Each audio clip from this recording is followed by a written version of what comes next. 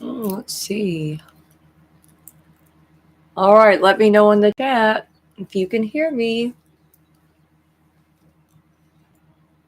hmm It seems like we're live, but this is a new mic, so I'm just trying to make sure that I don't start talking too much if it's not working. So yeah, let me know. Okay. Oh, let's hopefully I can get that glare out of my eyes some.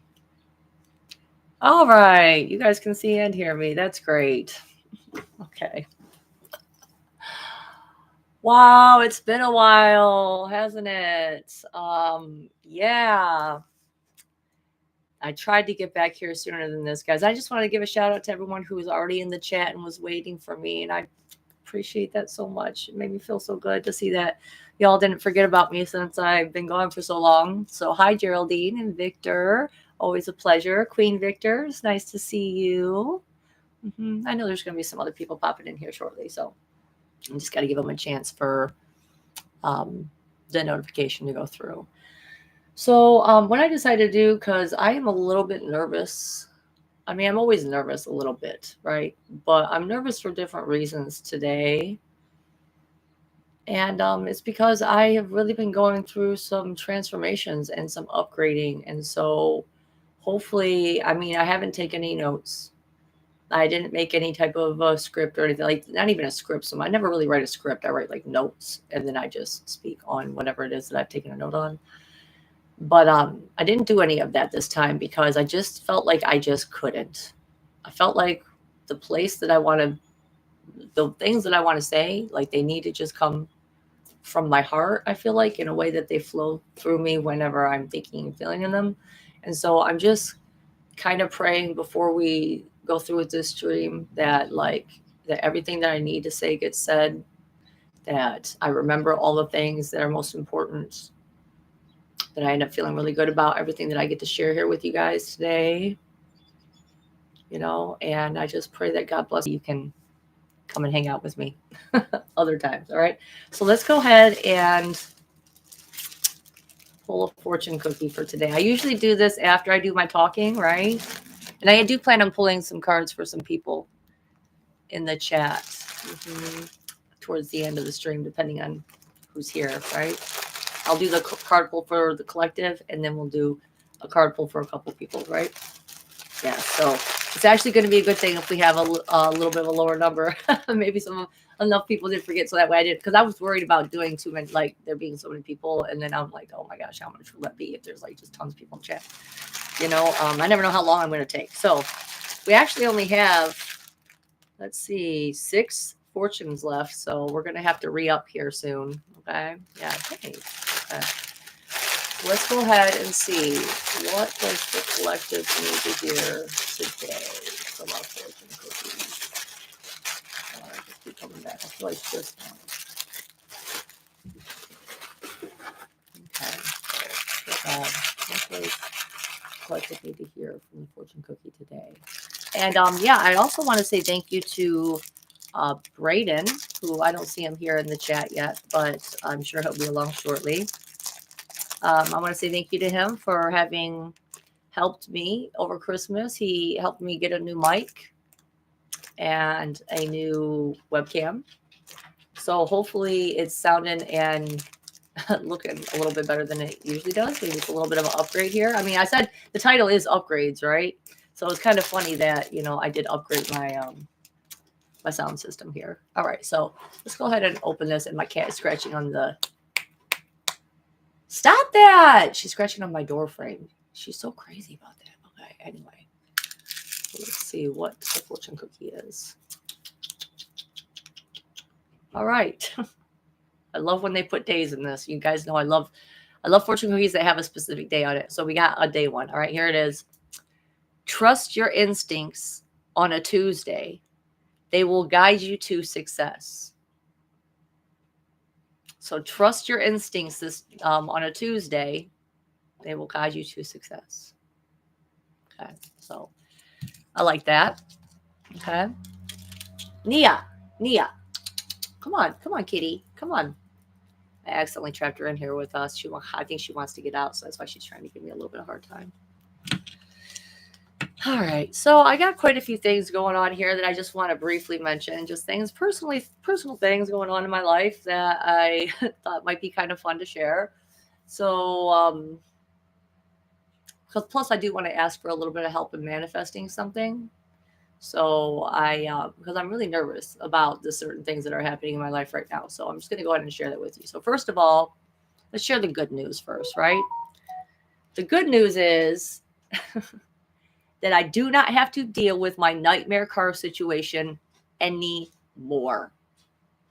Ever again. I bought a new car basically, and I even sold my old car. And after all the things that we've been through with this car, all the things listen, I didn't even think we were going to be able to sell it. I thought we were just going to take it to the scrapyard.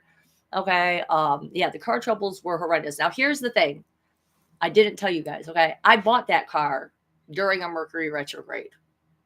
Okay. So if you know anything about Mercury retrogrades, they always tell you don't buy cars during Mercury retrogrades because Mercury rules cars and traveling and stuff like that. And the retrograde will give it like a bad energy. And sure enough, and I even thought of as I was buying it, I was like, oh shit, this is Mercury retrograde. Well, look at the hell I went through with this car.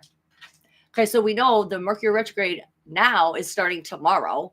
Okay, and so there's a little bit of hang up of me getting this new car. And I was so worried. I was like, I cannot buy this car on a Mercury retrograde day, Mom.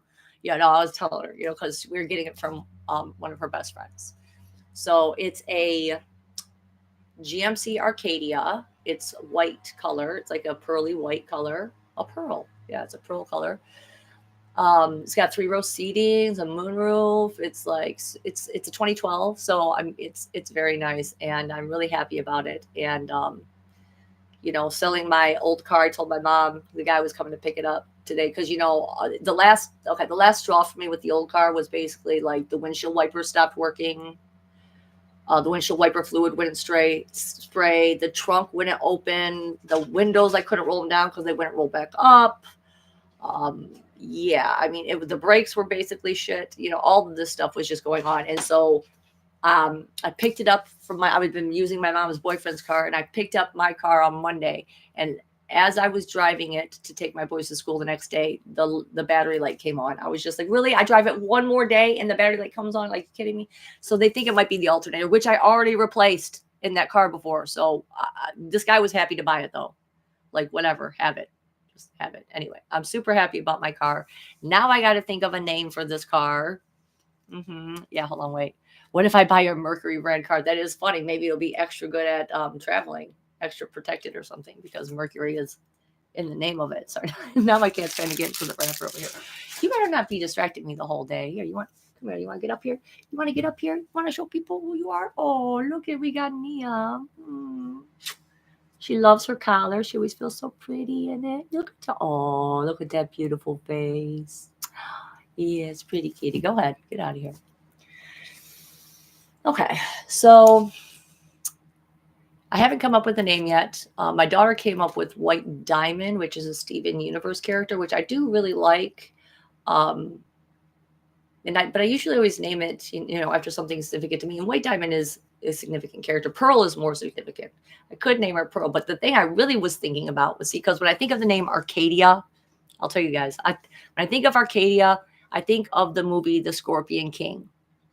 Have you got anyone it's like a mummy, the Mummy prequel, right? I think of the movie The Scorpion King because he was an Arcadian from Arcadia. Okay. Like The Rock played him or whatever. And so I was like, that's the first thing I thought of. Right. And I'm like, well, what was the female lead actress in that? What was her name again?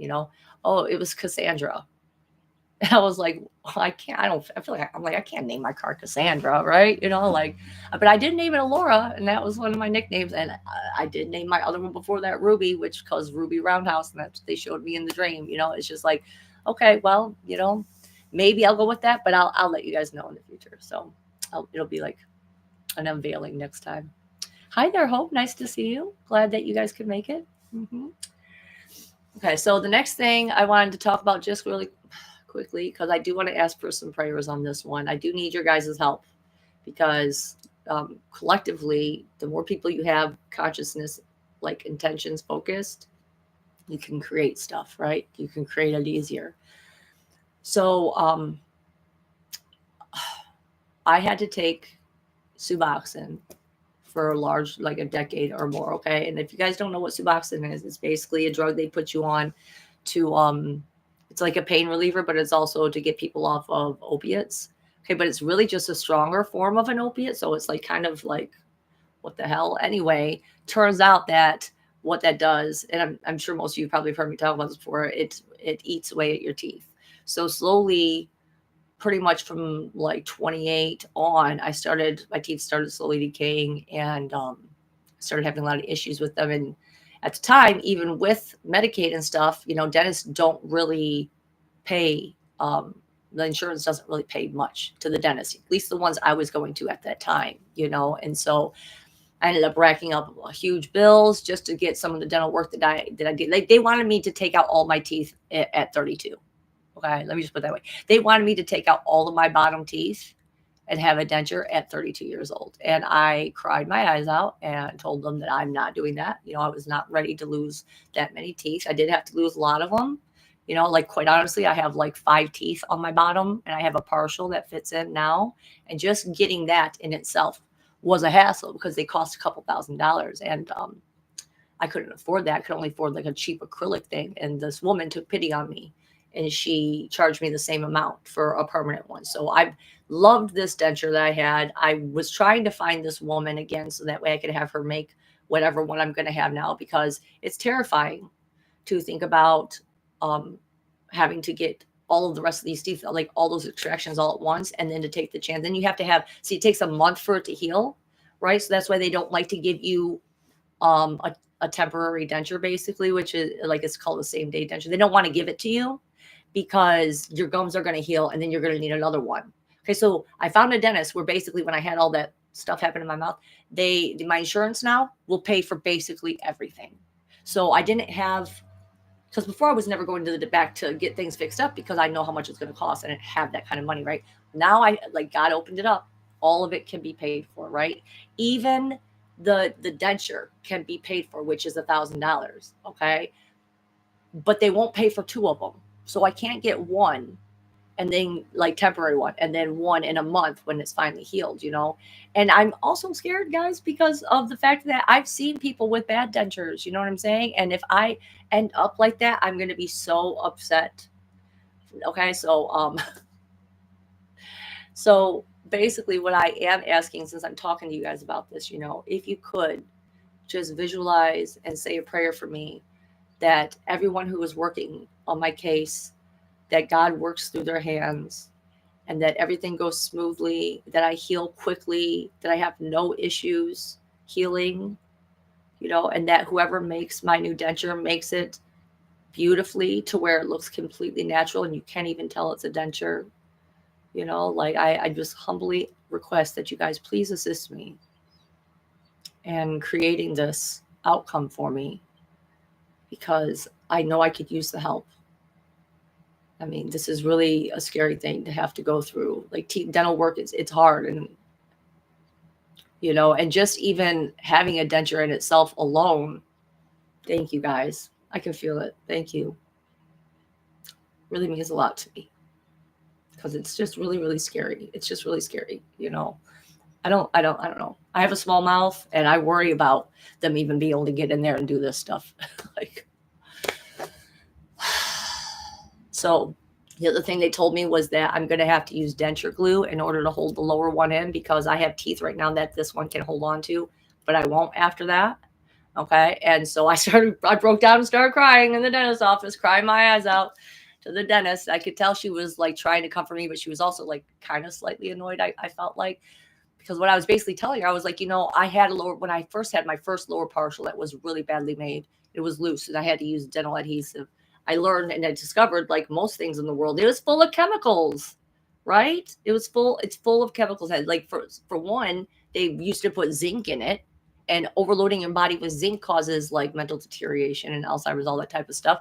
So, I could not find one that was natural or organic. You know what I'm saying? I did find one that has like this polyvinyl acetate, which I guess is like similar to what they put in chewing gum. So that kind of makes me feel a little bit safer. But, then eventually I got the new one. So I didn't need to try and use it anymore because it kind of makes your gums burn a little bit. And I still worry about it. I'm like, that's a microplastic. What am I doing? I'm like trying to detox myself from all this stuff, and now like I'm about to just have to be put. I cried my eyes out to her. So I told the dentist, like, it's just poison stuff. You want me to put this in my mouth forever now? Like, I'm already upset enough. And she's like, well, here's what we'll do. She said, and this is for anyone out there too who has issues like this and wants to know more about this kind of stuff, what the process is like. Basically, she said, well, what we can do is we can put bone grafts in the extraction sites and bone can grow. Will grow around it so that way you'll have more to work with. And then with it, that gives you the option that within 3 years, if you want, you can get implants that will allow your denture to click in place. Now, I don't want that either. Quite honestly, I do not want that either because why? Who wants screws in the mouth? Metal fucking screws in my mouth? Like, and I've heard lots of bad things about it, like not actually really lining up and it being like kind of painful and stuff. But when I was listening to my heart, I was following my heart, and it felt like, yes, we're going to have to go through the extractions because I'm like, part of me is like, can I just not? Like, I'm not having any problems now. When I'm feeling good, I'm like, we don't need to do anything. But those infections keep coming. I have to keep that in mind, which I want to get to that because I do think I know the correlation of why they've been happening. Okay. And I want you guys to know because this affects a lot of people, not just people like me. Okay. So anyway, she said that the bone graft will give them more to work with, but then I was looking it up. So my heart was saying like, yes to the denture, yes to the extractions, no to the implants, but yes to the bone graft. And because I was crying, she said she'd only charge me for one of them because I was like, what? These cost money too? Like, what? You're already getting all this money from me. So she's like, I'll give you one for free. Okay. And as I was reading into it, it actually said that it's good to get bone grafts even when you're just doing a denture in itself because it helps your bone density not drop so fast. So that way, like, it doesn't change the shape of your face too much. And it gives the denture something more to hold on to so that maybe you don't have to wear so much glue and stuff. So I was glad that after I did that research, it felt like my heart had led me in the right direction. So I feel like that's the plan, guys, is what I'm going to do. I'm going to let them do the bone graft. I'm going to let them do the extractions. We're going to have that denture. And it all is happening April 3rd. April 3rd. Okay. So the part I want to get into that is connected to the dental stuff. And the reason I put parasite cleansing on here is because I want to go into the parasite cleansing. Because here's the thing, how you watch certain things, and this is how I know what's meant for me. This is how I know the information that's meant for me is I feel it. Okay. Inside. It's like those things, they stay with you. You remember them vividly. You hold on to them, right? It's like a little puzzle piece that, okay, like if my life is a puzzle, then I can pick up this specific puzzle piece. I can remember what it looks like. I can see the picture on it. Okay. So I'd seen this video like a couple years ago, and it was this doctor, and you could tell that he knew his stuff, like the way he introduced himself and explained it, like how things work. Okay. And he was saying that a lot of times that what dentists don't realize, okay, because the whole medical community doesn't recognize parasites as being an issue at this point. That's pretty safe to say that at this point. So he said the doctor was saying that a lot of times when you have dental work done, like root canals or extractions, like bits of bone can even get left in there, bits of the tooth itself can be left in there. And what happens is that as it's trying to heal, okay, parasites get in there. Parasites get in, like really nasty, bad parasites get into the jawbone, basically. And most people don't even know that they have them. They'll get an infection from time to time. Maybe not even though. Okay.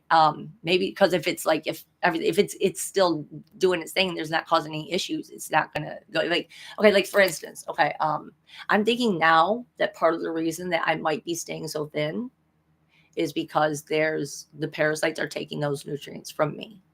You know what I'm saying? So I'm actually having to give my body like extra amounts of things in order to see the same results, and I'm pretty sure that I know now for sure that there was intestinal parasites in me based on the parasite cleanse I've been doing.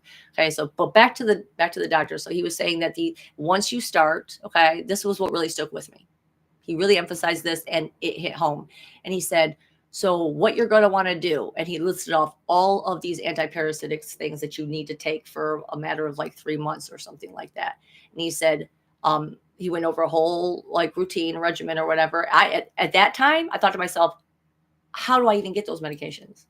I can't just go to a regular doctor and be like, I want to do a parasite cleanse. Can you prescribe me these pharmaceutical antiparasitics?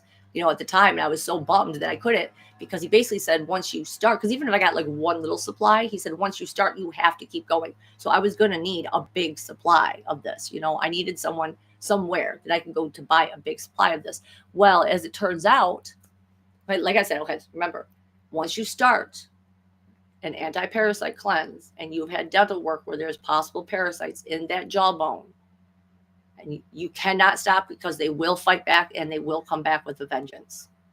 So something I didn't correlate and recognize back when I got that hospitalization I had to do with that first big infection I had, and then for months now I've had like infection. Like they've been speeding up like every month, right? And I realized that they started happening more when I started taking fenbenazole. I was taking fenbenazole, turmeric, and vitamin E. Okay. And this was going to just be because I got instructions, like they said that this in itself was also a parasite cleanse, right?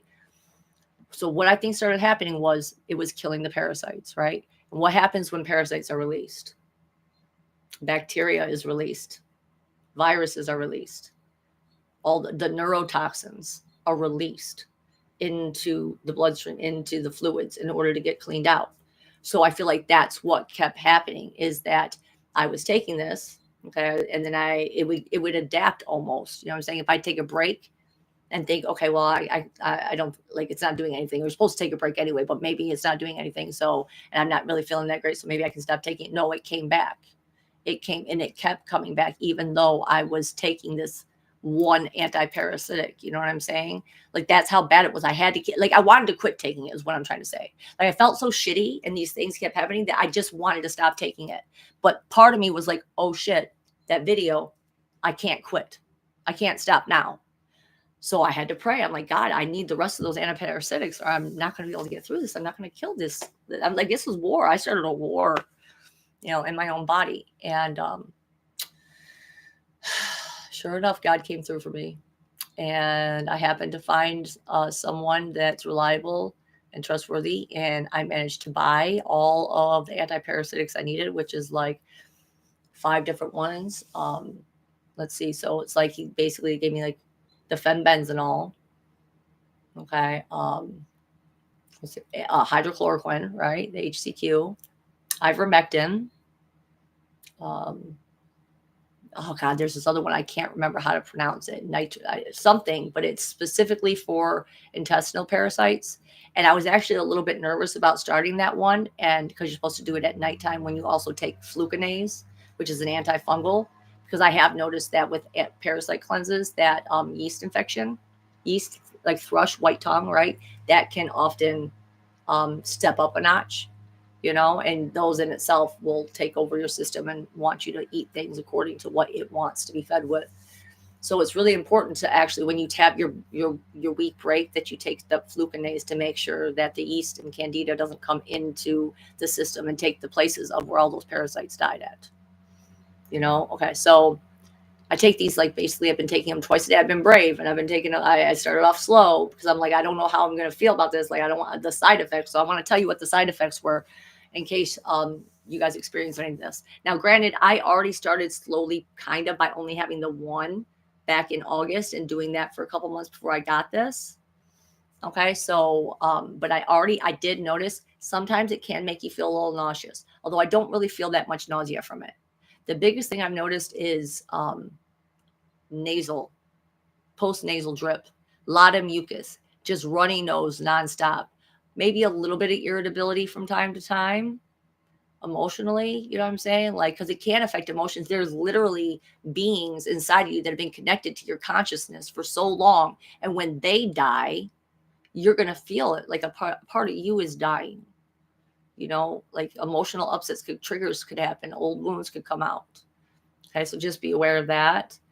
And then it's possible you could see parasites in your poop. Not to get gross, but I absolutely did. when I added that one that I was afraid to take, and I wish I could remember the name up for you guys. I'm so sorry. If you do want the name of the person who sold me this stuff to do your own parasite cleanse, leave me where I can reach you, like where I can email you or something like that in the comments. If you're watching this now or in the future, right? Leave your name, your email or whatever in the comments, and I will send you how to get a hold of these people. Okay. But anyway, back to the one that I started taking in the night. Okay. It was for intestinal parasites. Literally, yes, within 2 days, I was seeing, and because I looked up what is it going to look like, right? And they said when you see little grains of rice, they look like little grains of rice. And in my particular case, they were like stained yellow from my turmeric, so definitely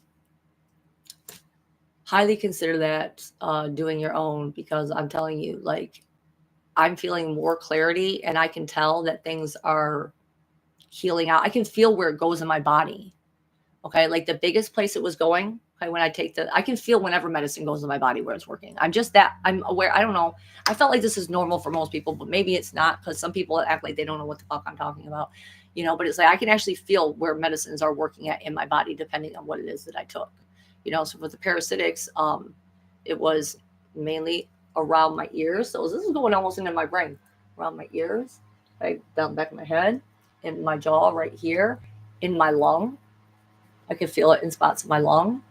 Okay. And I almost feel like it might even be doing something around, well, obviously the intestines and stuff like that, like real big. Okay. And even maybe the uterus, I'm thinking, quite honestly, because there's been some interesting developments for me, guys. Okay. So we're switching out of parasite cleanse. We're going into the next part. Because like I said, I don't know. I didn't make a list of notes of what I was and wasn't going to talk about today. I was just going to let God guide me, basically. And I just wanted to speak from my heart, because it just feels like that is the right way to go about sharing of these things, because I don't know, just feels like that's the right way to do it. So anyway, how do I bridge this? How do I get to that subject though? How do I climb that? Well, you know what? First, okay, I see where I'm going to go with that a little bit, but first of all, I'll just tell you guys something very weird is going on for me hormonally. Okay, yeah, I see it. Okay, so here's the last part of the health stuff I want to talk about. This is not about parasite cleanse, but this is about a health supplement that I think honestly is really working for me. So it's this health supplement. It's called Perfect Amino. Okay, and it's basically a bunch of nutrients. It's amino acids that we don't get, the building blocks that your body needs to make its own hormones. Now, as you know, okay, if you've been following me for any amount of time, I've been talking about the hormonal challenges I have had as a 43-year-old woman going through menopause.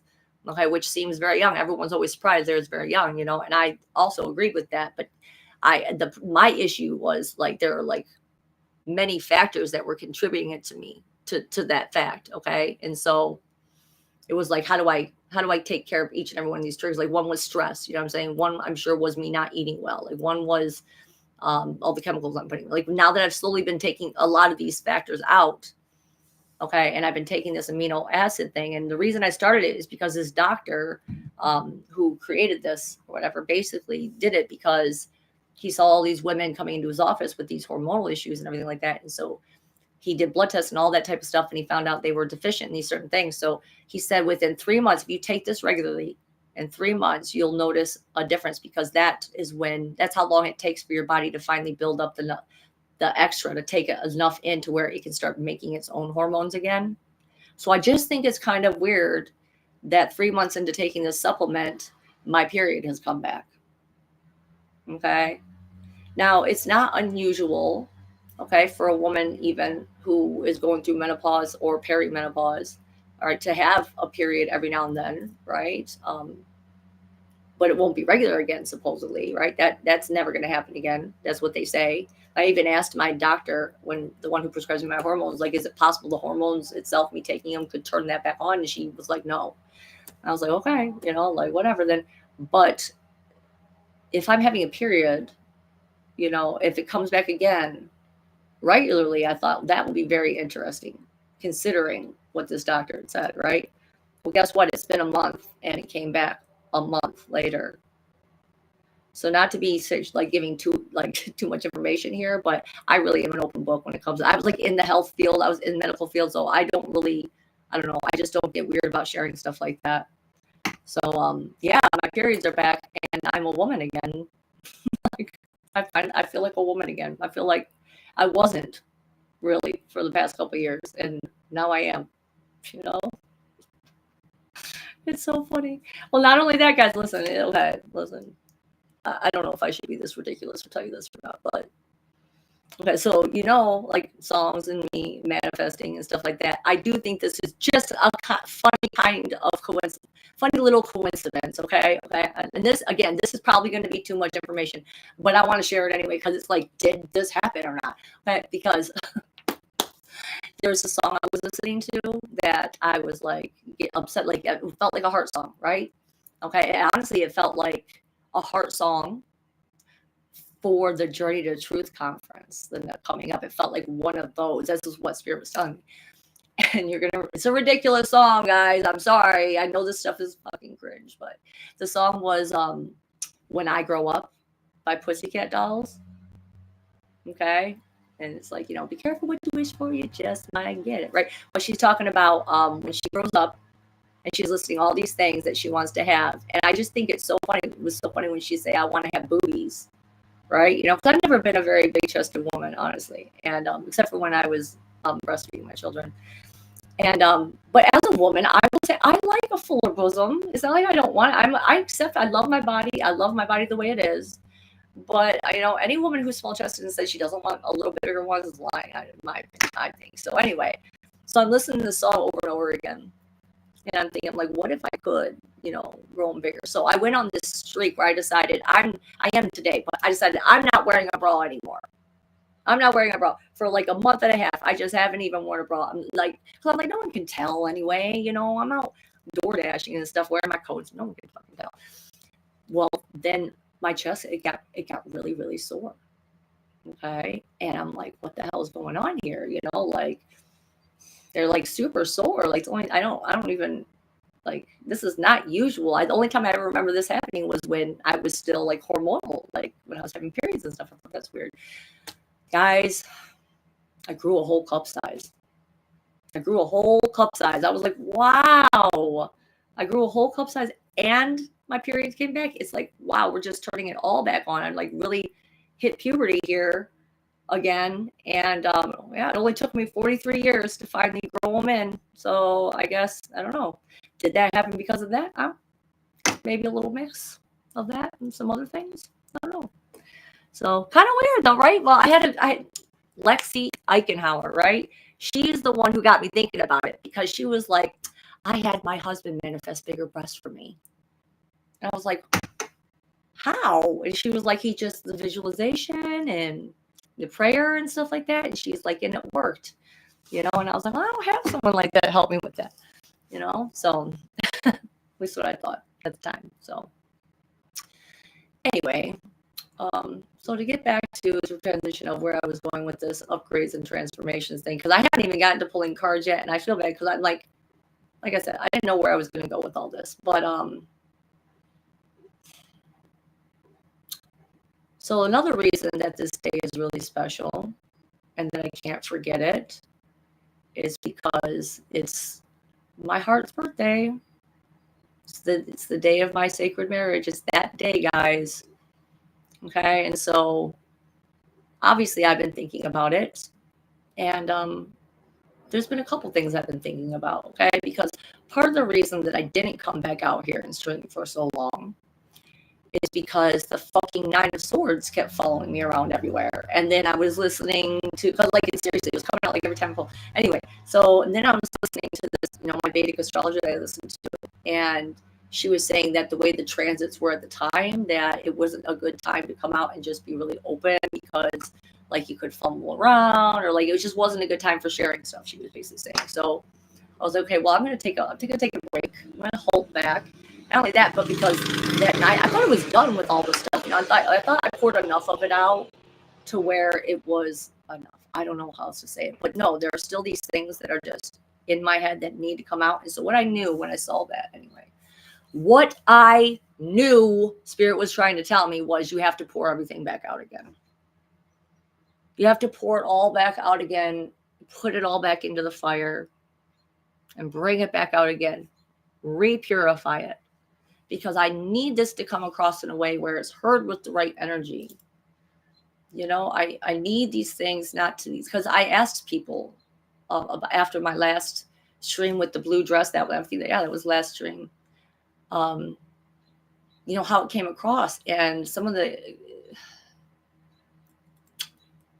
responses I got back, I was just kind of like, God damn it. I'm trying to be fucking serious here, you know, guys. And I do think it's very interesting too that that the picture I chose for last time was that actress realizing that she was a woman, that she was pretty for the first time, because it felt like that was literally the transition I was going through, and didn't even realize it until I'm like was fully through that.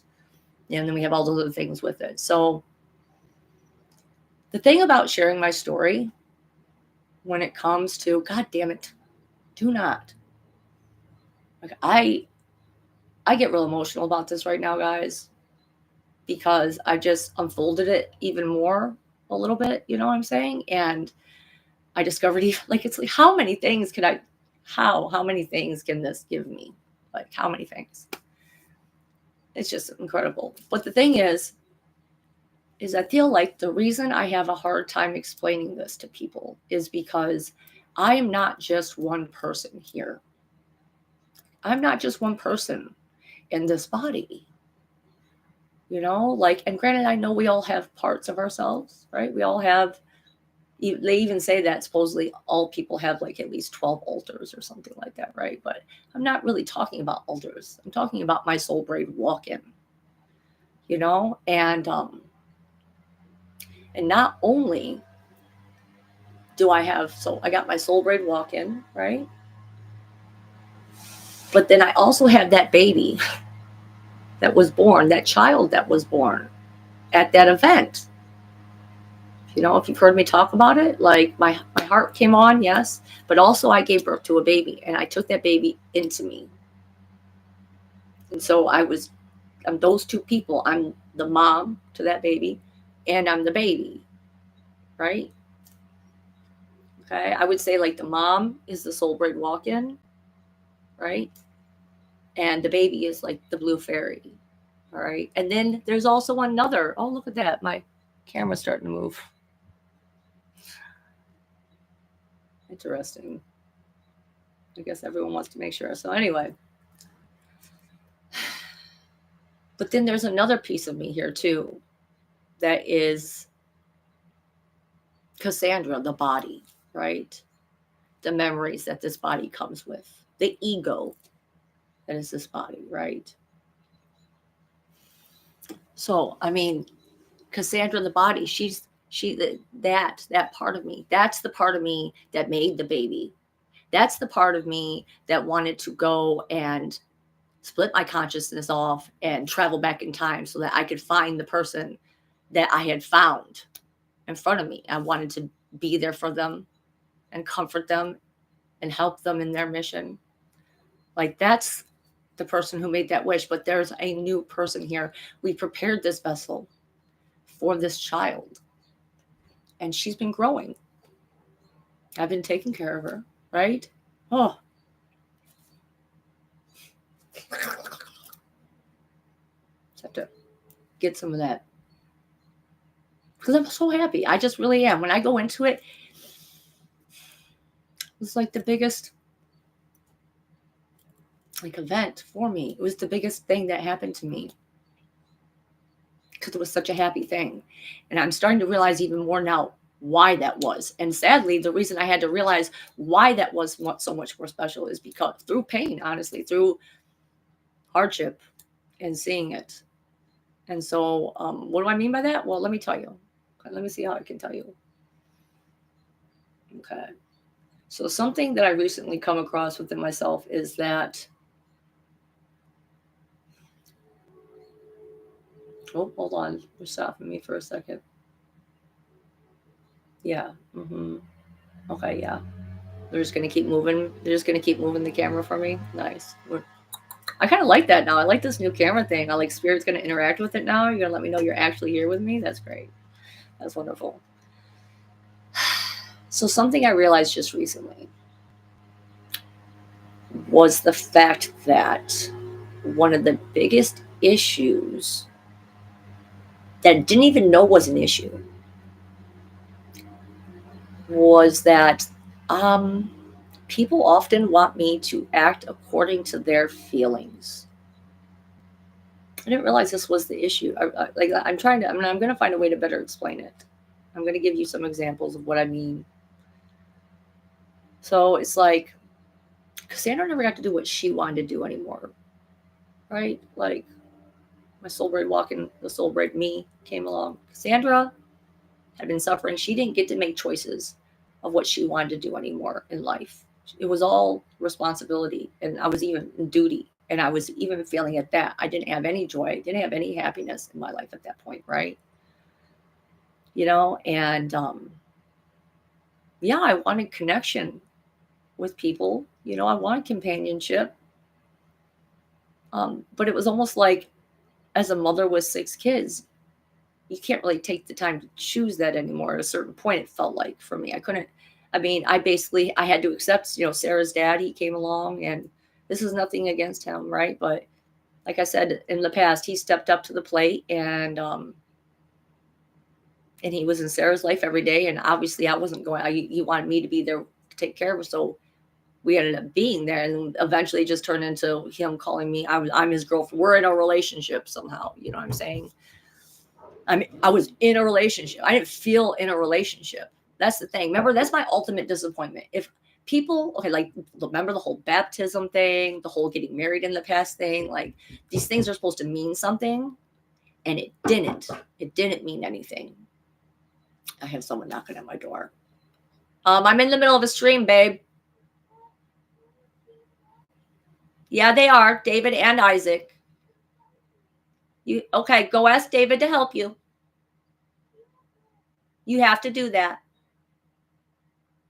Okay. She'll be all right. So anyway, back to what I was saying. So yeah, this was a pattern. Like, I had to do what I had to do in order to survive, right? Even with my ex that I talked so much about on here that moved me. Okay. It's not like he allowed me, and this is what made me realize, okay, because I did start having feelings for someone. Like real feelings, like some feelings in a way where it's like, oh, this is what it feels like to have a boyfriend. This is what it feels like to want a boyfriend. Like, wow, this person gave me time and space, and they just hung out with me, and they formed a friendship. And look at this. Like, and now my heart just naturally feels that way. And this is kind of sad. Wow. Okay, because this is the thing. Because this is that child, the child that was born at Starseed Adventure Conference. For the first time, she feels like, wow, I know what it's like. I feel what it feels like to want to have a boyfriend. I did not feel that before. This is insane. This is exciting. All the things that people, like the stereotypes, right? Of, well, this is how people feel and act in relationships. That never made sense to me. It just didn't. Okay. Like, I was pretty vocal about it. Like, I don't understand. I don't want to be in a committed relationship. I don't because I don't know. I never felt it, like there was never anyone that was like, yep, that's the one. I want to try that with you. It just wasn't there. And so, but I didn't even realize it. I didn't even realize all the things that I had basically been living according to everyone else's feelings but my own for so long, in so many years of my life, in so many ways, and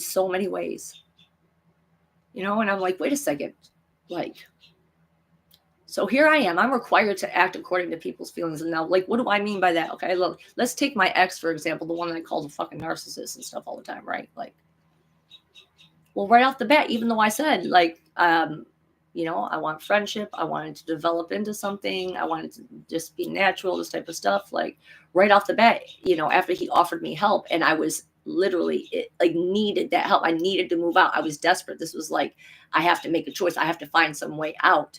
And I thought I could trust him, you know, to be true to who he said he was and to offer me this way out so that way. And then we could maybe build to something like that, what he wanted, right? What he was feeling. But right away, he let me know that wasn't going to be possible. And I had to fall back into that old pattern, that same old pattern that I left with my other ex, who I just was like, because they pressured, like, that's the thing. There's so many things that they would try and force me to do. I mean, sex being one of them. And the minute I feel pressure to do anything, like it's a requirement, well, now I can't. Now I can't, even if I fucking want to, I can't. Okay? Like one time my ex was cleaning the refrigerator. Okay? And he basically demanded, okay, and told me that he's going to clean out the bottom one. This is ridiculous. He's going to clean out the bottom half, and I'm expected to clean out the top half. But the way he said it, it was like, absolutely not. And now, even if I wanted to clean it, I couldn't. If you'd gone about it a different way, let me come do it on my own, maybe I could have done it. But now I absolutely can't do it. And now, not only will I not do it, but till the day that fridge fucking died on me and I got rid of it, I never cleaned that fucking top half of that fucking fridge. Because I'm like, fuck that.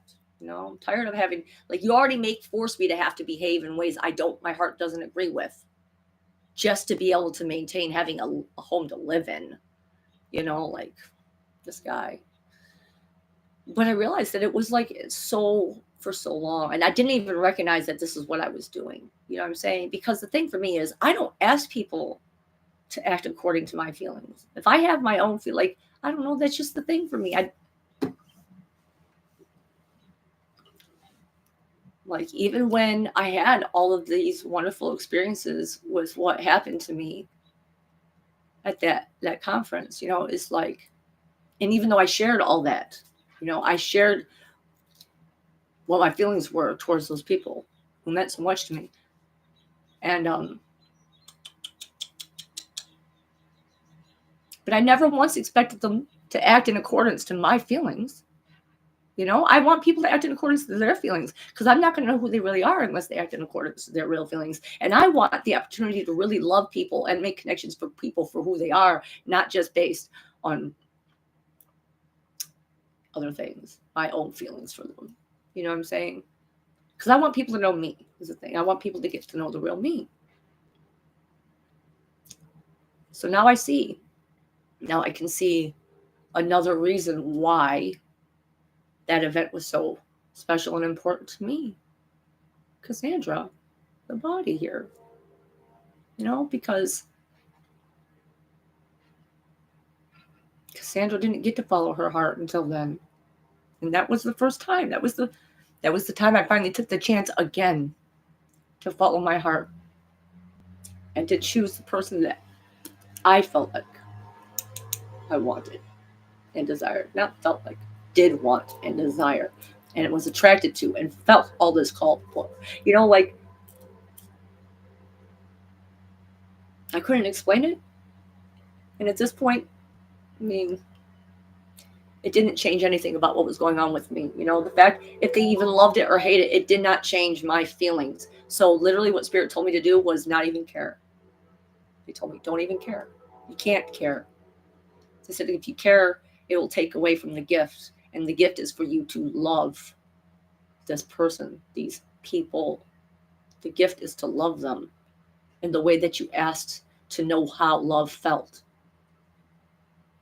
So Cassandra got to fall in love again, right? So the chemical wedding is just the hormonal thing that happens when energetically people spark that fire inside of another. Doesn't always happen at the same time for both people, doesn't. You know what I'm saying? But it also was that moment, the heart coming alive, that was also when that baby came alive and critically imprinted upon the father figure. So one part of me looks at this man as a husband, one part of me looks at this man as a father figure, and then that father figure part, that part of me, that child part of me, also looks as the other woman, as a mommy figure, a mother figure. And so what they told me back then when they said, like, this is your wish is getting fulfilled. And the wish really was to know what my daughter was feeling, because I never got to love a father like I saw my daughter loving a father. And I told them, I'm like, well, at the time, I just said to them, okay, but the pattern that I noticed was that, my daughter was like super in love with her father for like the first 4 years, right? And then she switched over to me. I'm like, so, like, where will I be able to, like, where's that gonna, like, is that switch gonna happen? Like, I feel like they hate me, quite honestly. This is what I feel like. These people hate me. I feel like there's never gonna be allowed to be a switch, because they don't even like me at all anyway. They said, no, don't worry about that, it'll happen. So for me, that switch finally did happen, but it was really scary too at the same time, because I didn't know how love could transform. I didn't know exactly how my daughter felt, like, after it grew more. And now I get to know what she was feeling like. Now I get to know that it grows into something. It's like the depth of it, it's the stability, it's the foundation. It grew into that. It grew into the proper template. And I know that it worked now. That's the thing, is that I know for sure now, based on the experience I've been having these past couple weeks and months, I know for sure it worked. And I'm so, so happy. I'm so grateful. Just so grateful for it. And this might be the last thing, because like I said, I'm really trying not to get too emotional here, but it started to hit me, like, because now I have this ability to feel these feelings, and I can understand my daughter more, because all I wanted to do was be able to fix myself well enough so I could be the best example for her and all my children, because I didn't even feel love for them anymore. That's the sad thing about it. And that's that to have to own up to and admit to, is that as a mother, I was going day in, day out, taking care of these kids, not out of love. Now I can see that people, you can act based on your heart's love inside of it, and it's very easy to act based on that. It feels great to do that. But what if that isn't there, and you still, like, the children are still there? I still have to take care of them. So now I'm doing this out of, like, especially when the Soulbird walk-in stepped in, right? It's like, okay, well, what do mothers do? Okay, well, they show they show love this way. They hug, they give them a hug and kiss goodnight, let's say. You know what I'm saying? But I'm doing that out of obligation, out of responsibility. That wasn't good enough for me. I needed to be able to really look at them and feel that love inside, and know what it is that I meant to them. Because I didn't even remember what it was like to feel love from my mother at the time either. You know what I'm saying? So I couldn't relate. I couldn't understand what are they even feeling for me, because it's not like my sons and my daughter. It's not like they don't try to express it. There's so many times they try to express it. And I've talked about this before. I've talked about the fact that each and every one of my children have asked to marry me, And this is like after I started realizing, that the template, that it was my template that had been corrupted. Okay. And that the template is built in childhood on the relationship that you have with your opposite sex parent, and the relationship that you see the two of them have. That is what the template is built upon. Okay. And so one things I realized, because my first son, it always happened between like 4 and 6 too. I just thought that was very interesting, that time period. And so I remember my first son when he asked me, and I remember he was so excited to come and tell me and let me know the good news, and the good news was, guess what, Mom? You don't have to worry about any other guy anymore finding one, because I'm going to marry you. This is what he said to me. And at the time, as an adult, 20-something, I laughed. Because, I'm an adult. I know he's my child, and obviously it doesn't work like that. And I laughed, and I told him, I can't marry you, sweetheart. Your dad, what about your dad? Was married at the time? What about him? And and he was so heartbroken. And I just remember seeing his little, like feeling it. I could feel it, like I just seeing in the sadness. And later on, when I realized like this was a template, like this is his years of the template being built, I realized like, wow, so his first rejection from the feminine, the divine feminine, his first rejection, he put himself out there and expressed his love to me, and he was rejected. And I was so angry at myself for doing that once I realized that. And so I thought, wow, I really fucked that up. If it ever happens again, I will make the right choice next time. And so I didn't think it would happen again though. But then my son Isaac came and he said the same thing to me. And audio got crackly. Is it still okay? Maybe that was just my voice getting crackly. from the tears. Anyway, please bear with me. I'm almost done with this part. Crackly still. Crackly again. Hey guys. Let me know. Where's it going?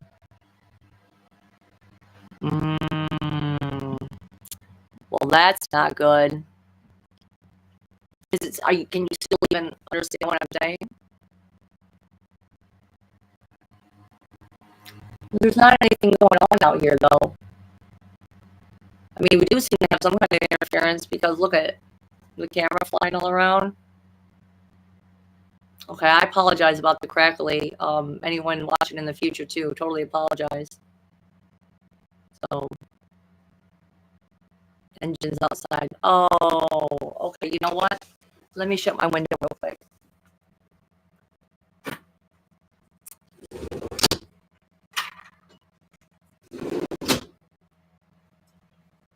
Okay.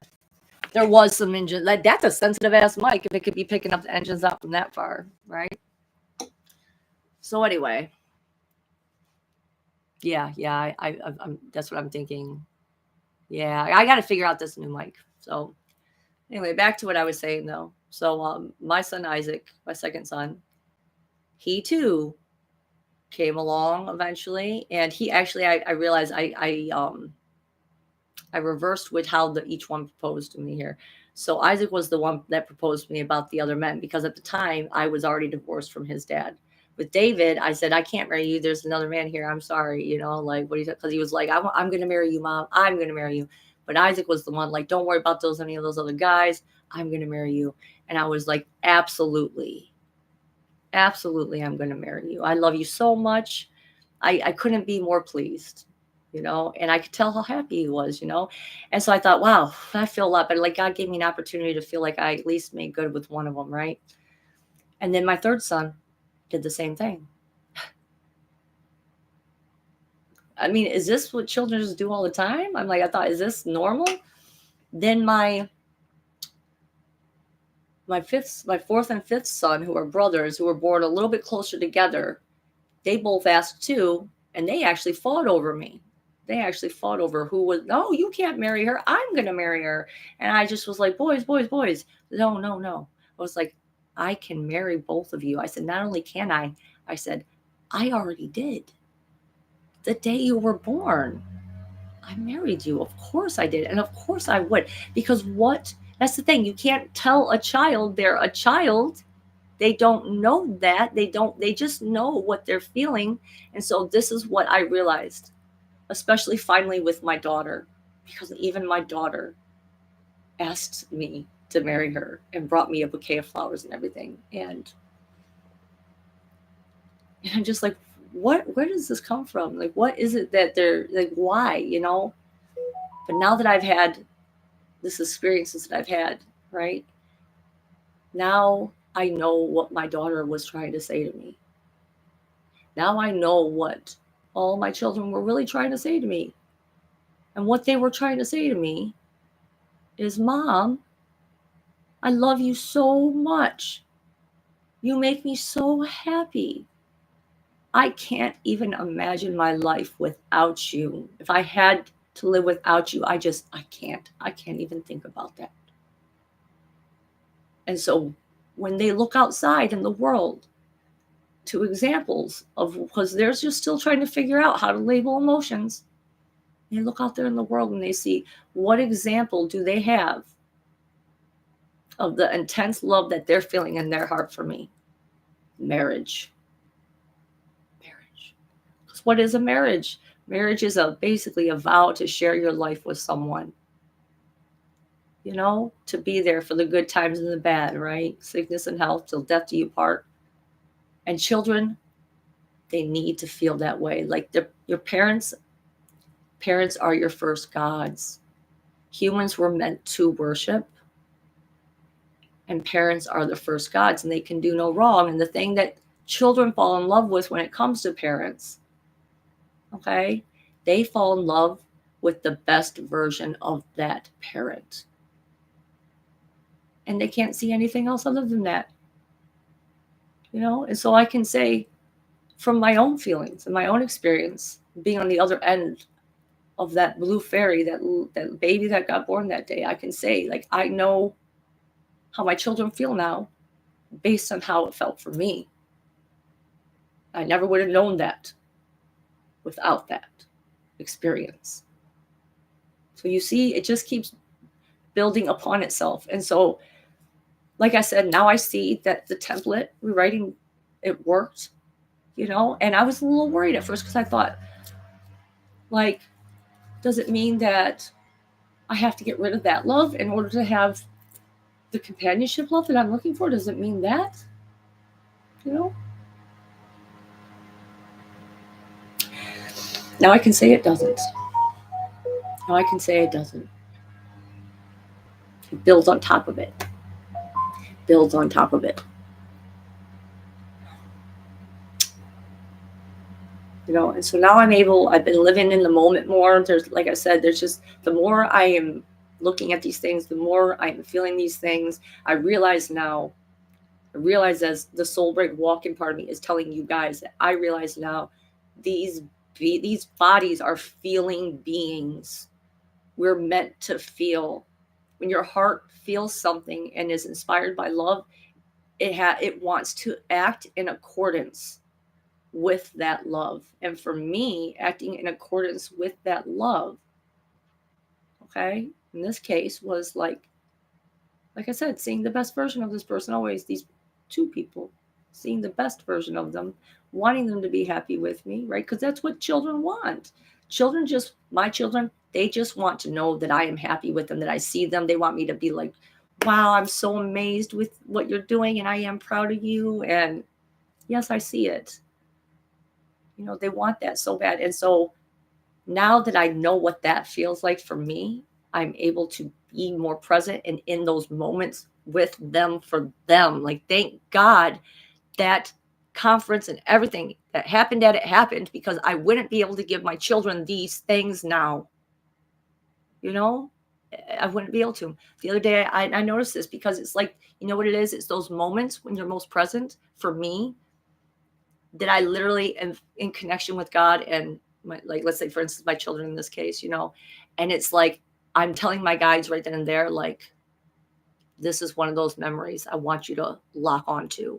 This is one of those puzzle piece memories that I want to be able to return to and feel. And it's like, I was so present with my daughter and I realized I don't know.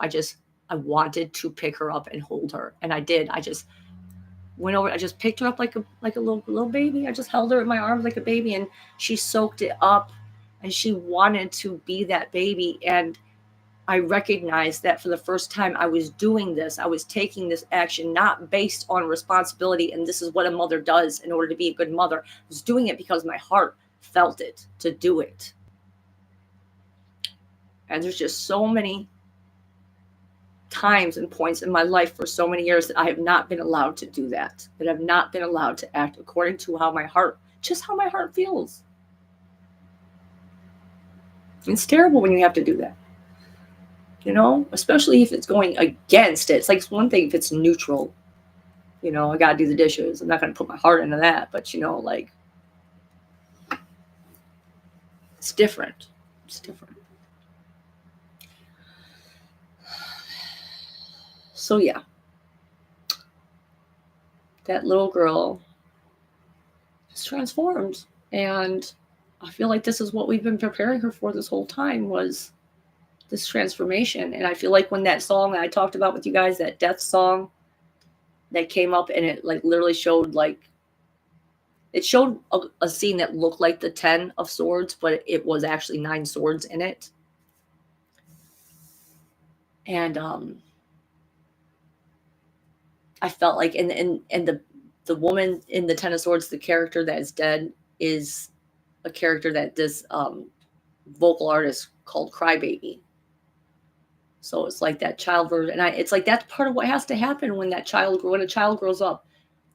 Part of them does have to die in order to transform into that new person, into that mature, evolved person, right? So yeah, so this is how I'm feeling. It's a very interesting mix,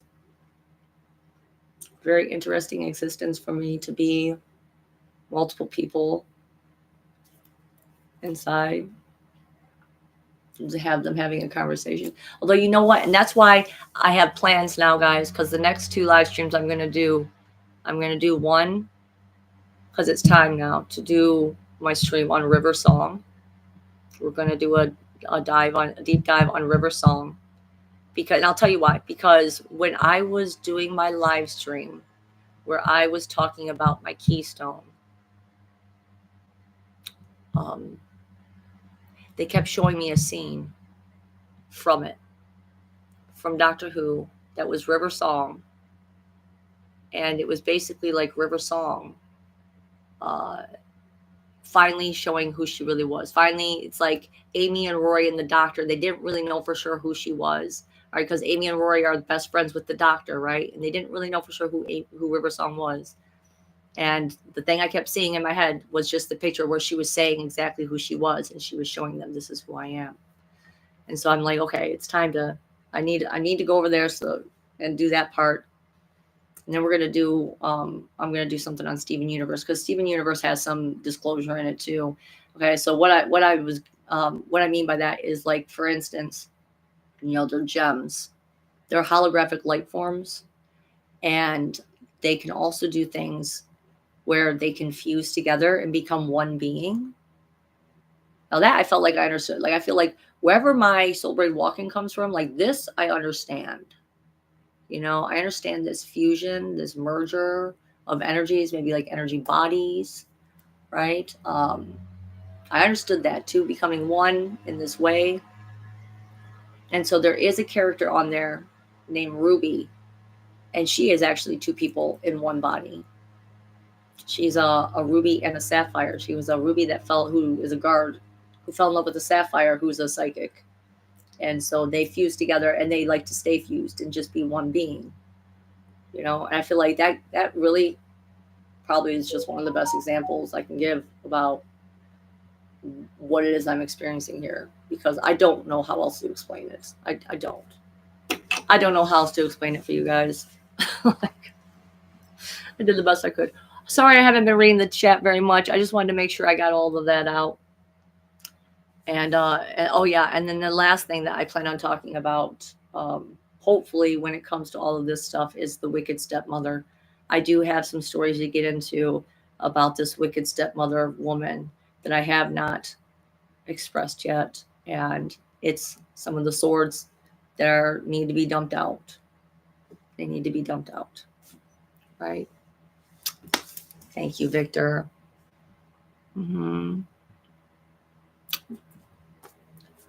Thank you, Julian. Thank you, Julian Rachel. That really means a lot to me. Thank you. See, that's what I wanted. That's why I didn't write any notes today, because I like, this needs to be like just authentic. This just needs to be just me talking. And this is how I think. This is like the contemplating I'm doing. It's just like, I'm grateful. That's what it is. I'm grateful. I just want to say thank you to everyone who's been here today and went through that with me. So get excited, because like I said, we're doing River Song next week. I'm gonna get the stream together, and we're going to do a river song. And like I said, I think this is just so funny, this camera moving around all the time now. It must have some kind of like adjust setting on it or something. Always fun times. And I made it through the stream without crying about any of that. So that's pretty good.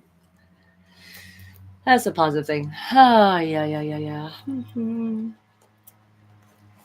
So yeah, I do plan on, I need to figure out how to make a group for manifesting. Like, it needs to be a smaller group, maybe at first. But I'm interested in forming a group where people can help each other, where we can help each other manifest each other's things. You know, because I want to be helpful. Like, really, I do. I want to help other people. I want to manifest things for other people if I can. You know, kind of been doing it for a while. But let's go ahead and let's put all that aside. Let's take a little breather for a second. Yeah. Hit the thumbs up button if you haven't already. Some more people showed up here, so I figured I might as well. Subscribe if you haven't already subscribed, please.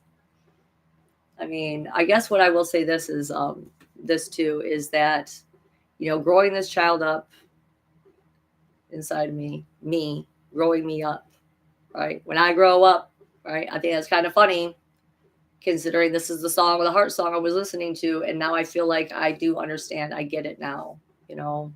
I see how I transformed. I see how I grew. I see how things have changed for me. I see how my heart's feelings really do guide the way. And if I'm not feeling that natural inspiration to do those things, then I shouldn't force myself to. You know, that's a good lesson to learn. Yeah. But yeah, I do plan on getting into some of the, I don't know how to put this. I plan on getting into some of the things that I have mentioned before, but I just don't want it to come across like I'm trying to do some stream that's like just trying to be like some like sexy time, story time thing, you know, like I'm not trying to be like that. But I am trying to share some real experiences with you guys and what I've learned about humans and pair bonding and sexuality and things like that, because that's part of what I came to, you know, do here in this body. And the reason I wanted to even be a part of any of it was so that I could experience that. And I do think I found some very interesting things in that experience. And so, yeah, we're going to get into that too, still, because that's part of the stuff. So let's go ahead and do a card pull for the collective. I feel like I need a drink of water real quick. We'll do a card pull for the collective, and then I'm going to pull a few cards for people here in the chat. Okay? So let's do the pull for the collective first. It's almost like I got a cameraman, right? You know what? It might be. I'll have to look into it afterward. I do think it's kind of funny though. Like, it's just moving all around. Oh, there it goes again. There we go. I always like it always flip flops for me. So I'm like, oh, it's actually the opposite. Yes. Okay. All right, I'm ready to drop all that stuff now. Yeah, I'm ready. Drop it. Give me a second. Just getting into alignment here. That's the other thing, is that I've noticed, like, we really all are tuning into each other's frequency for sure. There's been some synchronicities and things, people lining up for things. So I'm just like, yeah, no, that's okay. I'm going to stop because it's part of the other subject I plan on getting into later, another time, because we went long enough on the talking. And again, thank you guys for bearing witness to my life. Now I'm here for the collective. Yes. Creators of light. request. Would you please assist me? Pulling cards for the collective's energies for the next couple weeks, or not couple weeks, next week. We'll say next week. What does the collective need to hear? Energies for next week. Just tell me. What does the collective need? All right, guys, here we go. Okay, so for the collective, what does the collective need to hear?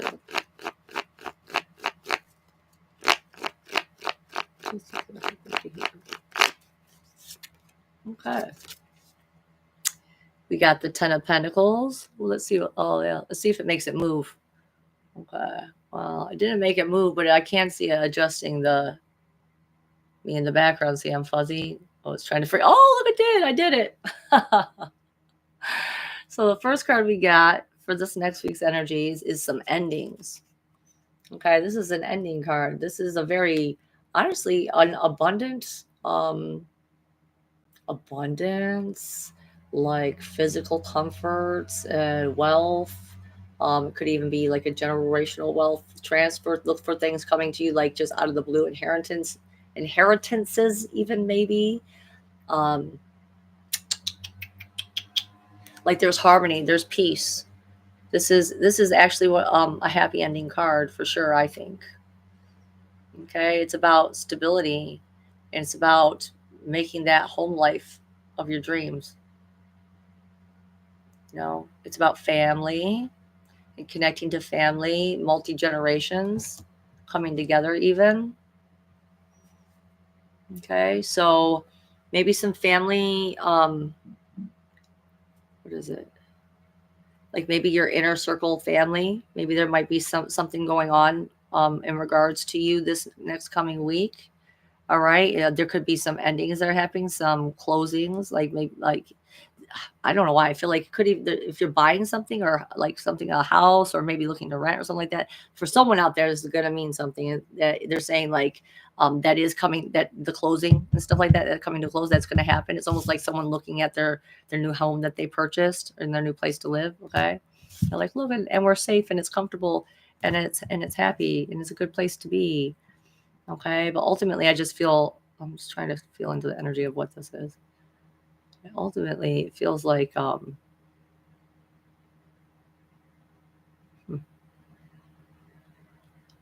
saying a break in hardship. Break in hardships. Okay. And since we know that Pentacles has to do with the physical things in life and money, and stuff like that. So maybe there's going to be some relief when it comes to that, but not just money, but just physically. Maybe you're going to feel well taken care of. You're going to receive the support that you need in order to hold up. Okay. All right. So let's pull the next card for the collective. What's the next part of the energies for the next week? What's the next part? Tell me more about this 10 of Pentacles. Okay, wow. 9 of Cups. I kind of just like fuck with the camera now. So we got the 9 of Cups. Oh, excuse me. Sorry. Okay, so this could be a very emotional time. Like this is almost like the very energy I was just bringing here when I was talking about all that stuff, right? Like a wish was fulfilled, and there's a lot of emotions behind it. And the thing is that too much of anything, it can't, like you can only hold it for so long, right? You can only like eventually some of that emotion has to get dumped out, whether through tears or let's say you're angry, you're yelling, punching something, right? Or like just for love, just like doing something happy, like dancing, so like there's some form of expression that you need to do in regards to your emotions. Okay, and just feel it. Like this is that a really positive card. I love this card, like I said, because for me it always symbolizes a wish granted. A wish granted. Like the throat chakra is definitely activated. It's active. It's speaking. So if you want to be vocal about it, you should be. Okay, like especially if this have like let's say we're going in a real positive direction. We never know the third card, right? But let's say we're going into a real positive direction for this. It's like share your feelings with the family, right? That and here's something to keep in mind. This is just coming up now. It's like tomorrow is never promised. Tomorrow is never promised, and if there's things inside of you that you feel like you need to share, or you're just like, should I share this? Or like, just ask yourself, would you be okay having not shared it? If something happens and one of you passes away tomorrow, would you be okay going to that place having never said those things? If the answer is no, like you want these people to know like these emotions, well then I would say share it. It could even be, it doesn't have to be good things, especially if it comes with family members, you know what I'm saying? I want to say it's harmonious because this card seems very harmonious to me, and this one too. But like I said, let's go ahead and look at the last one, because let's say there's some, maybe there's some angry things that's left over from things in the past, and you need to get it out. It's like now is the opportunity, because otherwise, see what happens. This guy, he's like he's eaten too much. You know what I'm saying? He's gotten a little gluttonous with it. Okay, so it needs to settle down. It needs to be shared. Okay, those strong emotions. That's what I feel like. I'm like, what is the point of feeling all these feelings? Especially like I know, like I enjoy it. I'm learning things from these feelings, but sometimes it's frustrating because it's like you share things with people and you want it to, what is the word for it? Oh, I guess you want them to believe you. You know what I'm saying? And sometimes it feels like they don't, right? Or sometimes they just flat out don't. And so sometimes I'm just thinking to myself, like, because I just got into a little bit of argument with someone. This was why it's coming up, okay? Because I felt like, what is the point of even feeling this and sharing it with you if it doesn't even matter? You know, like, oh my God. Well, it does matter. It does matter to share, because just having said it alone, okay? Like I said, with the rule that I use is if I were to die tomorrow and I hadn't said this thing, would I be disappointed in myself and my life? You know, so let's pull the last card and then we'll do a couple people in the chat. So I hope you're ready. All right, so last part of the card, last part of this thing. Message for the collective. What's the last part of next week's energies? What's the next part? What's the last part?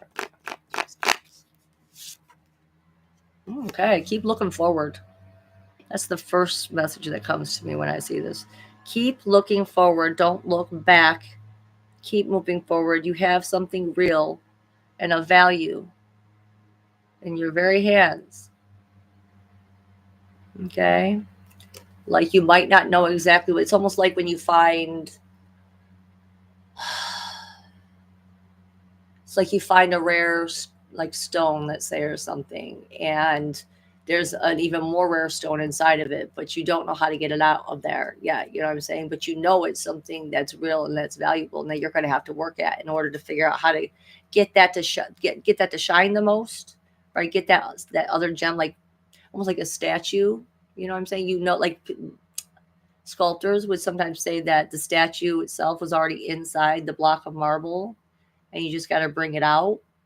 Okay, so there's something that you need to do with time and patience and attention and focus. Okay, when it comes to, I'm going to say like a spark in your heart that is guided you to find something, this physical talent, this gift that you have. Okay, and now it's your job as a sculptor to bring out the sculpture. Okay, this is at the beginning of that. Okay, but you do have something that is real and of value. All right. Thing about the page though is that, well, yes, it's brand new, but there was something else that was coming up for me. Oh, he's got luck. Yeah, he does got luck. This is actually a very lucky card. Okay, so him going forward, like just know like you got like a little bit like a 4-leaf clover on your side, right? Yeah, I get a really positive feeling from this. I'm trying to look at any of the other symbols on here because they don't really have very much. It's a pretty basic card, but we got You know, the red feathers. I'm just looking at the red feather. I just see the red. I'm just like, what is that all about? So I feel like, okay, so action, what red's like action and passion and love and, you know, even aggression, things like that. The root chakra. So I just feel like maybe this is showing like this is what's coming out of his mind. This is what he's using. Those things I just listed is what he's using to chisel away at this new talent that he has discovered. Okay. All right. So keep that in mind for next week. I hope that helped. Let's go ahead and let's see if anyone wants a reading, though.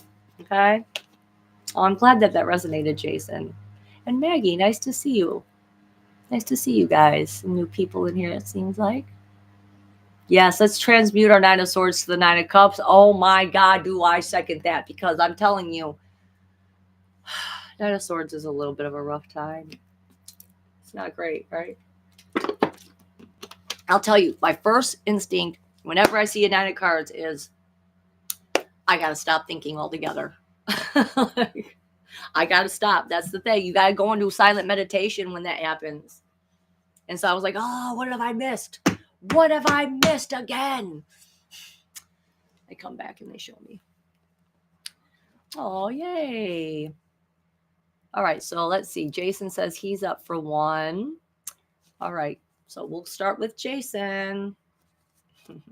And yes, you too can have a reading, Kay. Absolutely. Absolutely, Geraldine. I'll get to you too. So we got 3 people up. I'm going to go for a couple and we'll see how much energy I have after these first 3. And see if I can keep going. And if there's anyone else that even wants one. Okay, so let's go with Jason first. Okay. Wonderful. Okay. For Jason. Okay. Just looking at your name a little bit more here.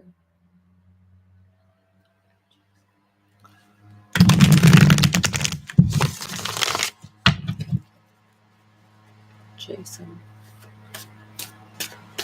What would Spirit like?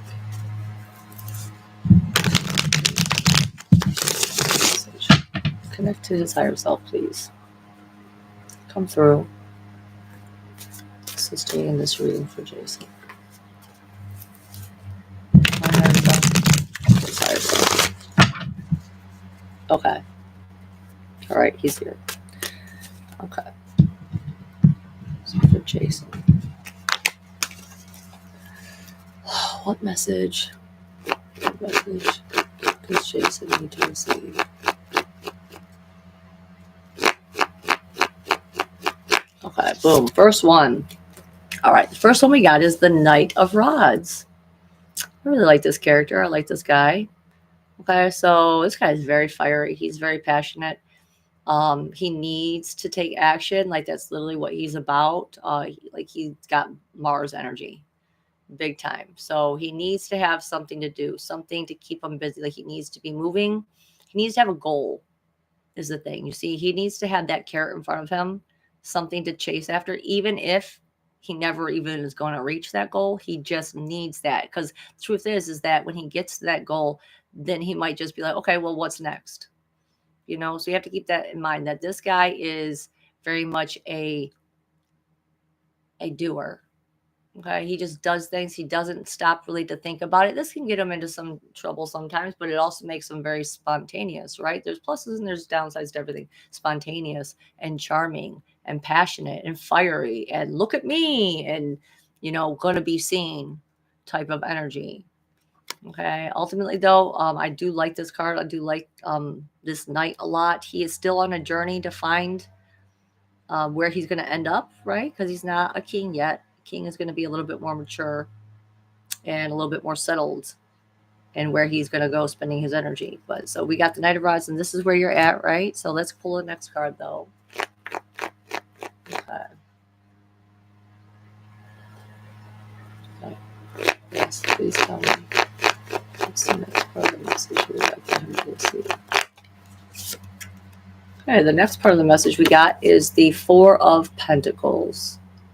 So the first thing I'm going to tell you right off the bat is that this is suggesting that you might need to do a clearing on your your crown chakra, your star chakra, right? Your crown chakra, okay, your heart chakra, and then the earth, your earth star chakra, or even the root, like basically those big ones, because the root is above the earth star chakra, but like for me, I'm just seeing 2 feet standing like in these, so that's why I feel like earth star chakra, but also the color red. So basically like clearing this, like needs to be cleared both ends. It's almost like this is like if your energetic system is like a tube right here. It's like there's just a little bit of stuckness right here and right here. Those things need to be cleaned. It's causing you to hold on to things too tightly. Okay, a little bit. Okay, like because that's what it does. When your root chakra is clogged up, it shakes your foundation of stability. You won't feel as grounded. It's not a crisis situation. Is the thing is that this guy is comfortable, and he's got his own stuff. He's got like his own little space that he stays into himself. He's got his like things in that he needs. That he knows where everything's at. I just feel like I'm seeing that like your own little area that you have, like a little sanctuary area too. Like it seems like a lot of men be having stuff like the man cave, right? Is that it? Yeah. But like anyway, you have this area around you. The thing is that you are holding on to some energies just a little bit too tightly, and anything stuck, it'll create that blockage. You won't get that energy flowing through you. Let's see what the next card it is, especially because we got that Knight of Rods. You need to do something about this stuck energy, right? Let's go ahead and pull the last card. It's because now it'll make it more. It'll help me understand where it is that you're directing these blockages energies. Like, what's the outcome of this? So, Jason, what's the last part?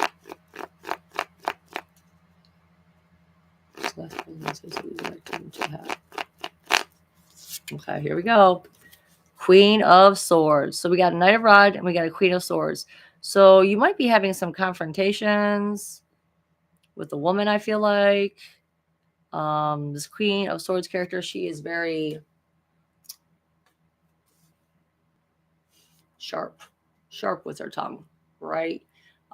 She can use it for good and for bad. All right. So when you get don't get a fight with a freaking Queen of Swords, because she will use that sword, and she's the queen at this point. So she's mature in how she uses that. Okay. She's also got a lot of awareness, I would say, awareness of who stands behind her and the support that she has. She can be a little bit guarded, but the thing is that I see this. She's bendable. She's flexible with her words. She is, if you're willing to talk things out with her, like she is willing to give. Like this is not like I'm thinking of like compared to like thinking of the Emperor, quite honestly. I'm thinking about how he can be a little unbending, right? And the problem with things that don't bend is they break. Okay, well, she isn't one of those beings. She's willing to work on things. Okay, she just wants what's right. And she's been hurt in the past, so she's just a little bit protective. Right? So I feel like she's kind of like she's being a little, it feels like she's being like confrontational. The way she's standing in this card, and the way we got the Knight of Rods kind of looking in the opposite direction. All he's looking at is this little space that he set up for himself. Okay. So ultimately, I hope that helps. Definitely look into doing some clearings for yourself and see, because even energetically things, the microcosm equals the macrocosm, you know what I'm saying? And for instance, like me, I'm doing like this parasite cleanse, now all these upgrades are happening around my house. Right now I got a new car that's upgraded. Now I'm getting rid of all this stuff inside my body. I'm getting rid of all these swords and things I'm thinking in my mind. I'm getting rid of those things, and now they completely redid my porch, and they put storm doors in. I feel like that equal, like this is how energetically, physically, the universe shows me that things are really happening. Like what do those things symbolize to me? Right? Like for instance, that storm door. I'm going to have a storm door on both my front and my back doors now. I haven't had that. So that symbolizes to me that I'm going to have more protection now. I'm going to be better able to weather storms, so to speak.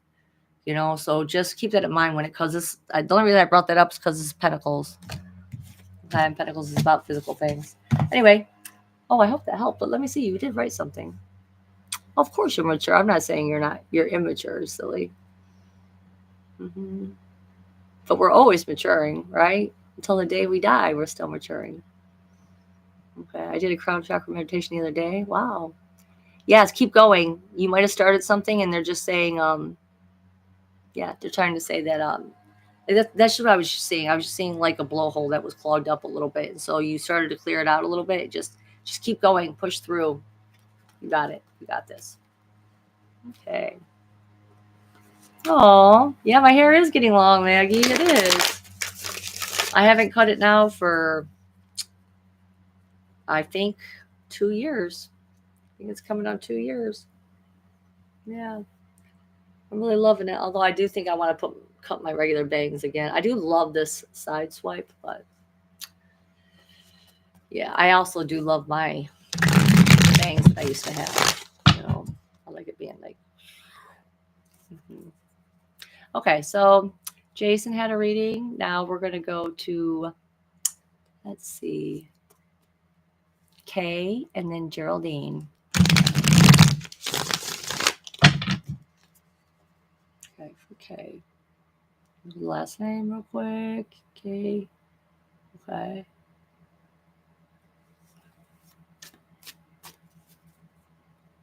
Okay. Wow, I clicked in right away with you. I was able to really connect. Okay. Your heart was easy to connect to. That's good. You got a nice open heart. For K. For K. K. K. Assist me. Yes. Assist me in this reading for her. Oh, don't fall out. Okay. Okay. All right. Okay. All right, here we go. Whew, now I'm sweating. That's how I know when spirit really starts working through me. Instead, it starts to actually speed up your metabolism. It's the frequencies coming through. It makes you hot. Okay, so okay. Yes, okay. What's the first part of the message? What's the first part of the message? Oop. All right, the first part of the message we got for Kay here is 5 of Swords. Okay, so as we know, swords are about communicating. They're about thoughts. They're about the way you express yourself. They're about how you say things. Okay, even the order in which you say them. Okay, so for me, what this usually represents here is that you've come to a crossing, right? What is that called? Crossing of the bridge. Wow, I can't even think of my own term that I usually use for this. Crossroads. Come to a crossroads. Okay, like this is usually after a battle. So there may be something that you have been fighting for recently. Okay, and that fight and that battle is over. And now the mess has to get cleaned up. You know, and it's like, if we got a couple people in this image, actually, we got the person cleaning up the swords, who looks like they still have a lot more to say, quite honestly, by all these swords on their cloak down here. Okay, but they're picking it up. And they're picking up and they're taking back what's theirs. Okay, we got these other 2 people over here and they're kind of walking away. All right, like almost like they feel like they don't even have to take anything with them, right? This is a battle. Like we all got to clean up what's ours. But yeah, so this person is cleaning up. And yes, let's go see what the next card says here for Kay. Yeah. Yes, what's the next part of the message? Okay. Wow. Come on, guys. We got the 9 of Swords. Okay. Wow, you really are thinking about a lot. You got a lot on your mind. Okay, this can It can be quite overwhelming, right? This is literally the like card that I just went through this past like month and a half, it felt like. Okay. So this is just really having a lot of things in your mind. Like, what is it that needs to stay there? What needs to go? You know what I'm saying? The problem is that they're all just up there still. They're all just hanging on the wall. All right. In order to clear out this nightmare, right, you have to get them out of there. You have to clear them out of your mind. Okay. Mm-hmm. I'm almost actually seeing this as like this right here is like a casket. Like it's a casket. Like maybe there's something that has recently died. Again, look at, she's even got the swords on her lower part of her tunic. The same way. It's like, and it's funny because this is like literally what I've been talking about today. Like it's almost like, what didn't she get to say? The way these are different colored, I feel like it's like she's like, I didn't get to say what I needed to say. You know, and it's still all replaying in her mind. Okay. Okay. So let's go ahead and let's pull one more card and see if they can give us some kind of resolution to this. So that's the last part of the message. Okay. That's the last part. Okay. Sorry. I think we have to clean some things off. Okay. Yeah, there's some stuff going on over here. Okay. The heart space. Okay. Okay, for K. What's the last part of the message for K? Last part of the message for K. Okay. So the last part of the message we got here is the Seven of Pentacles. All right. So there have been some seeds that have been planted. Okay.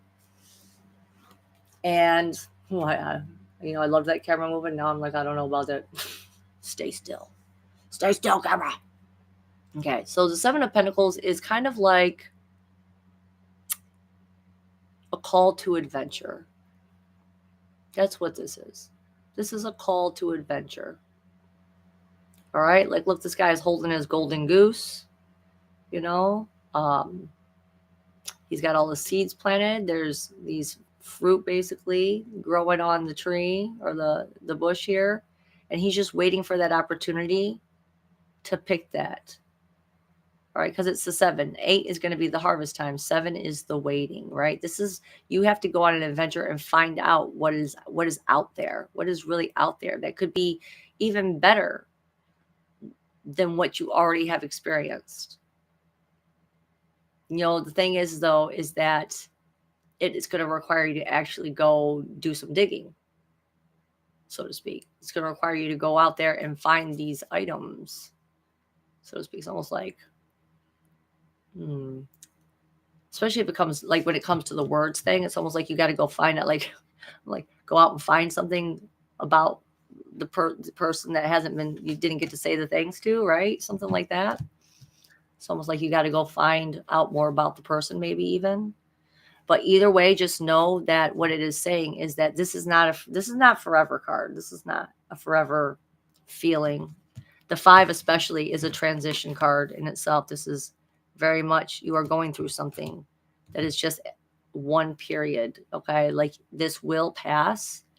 And just so you know, there's a lot of positive things that you got to look forward to. It's just a matter of using your time and your intention to go get those things and to go find out what it is that you still have left to claim is yours, so to speak.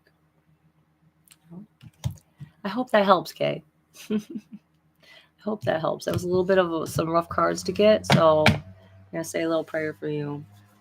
All right, whatever it is that you got going on thinking-wise, whatever you're struggling with, I pray that you find your way out of it. And I pray that you're able to turn darkness into light, sadness into happiness.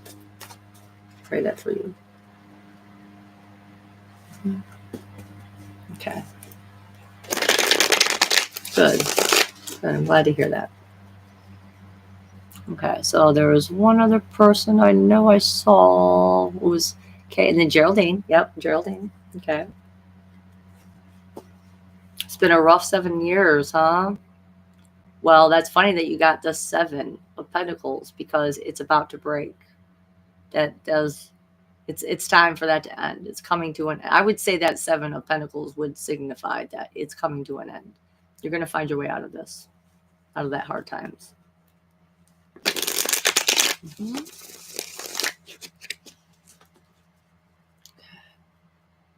Yep. Mm-hmm. Okay, so now we're doing for Geraldine. Ah, okay. Geraldine. Yes. Hello, beautiful. Okay. Feeling into your energy. Mm-hmm. Love the feel of your energy over there across the world. I literally feel like the environment you're in. Like, interesting. Ooh, okay. So, for Geraldine, what would one that the creator of love like Geraldine to know? What would he like her to know? Ooh, something stuck in the middle. Stuck in the middle with you. What is that song? Stuck in the middle with you. Got you. Here I am, stuck in the middle with you. All right, for Geraldine, what do you guys really want to tell her? One more shuffle because I messed up with myself. All right, last shuffle for Geraldine. What does Spirit want to tell her? What does Spirit want to tell her? Mm-hmm. All right, here we go.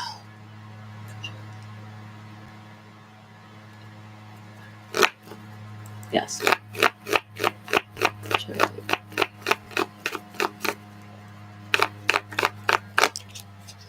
Oh, all right.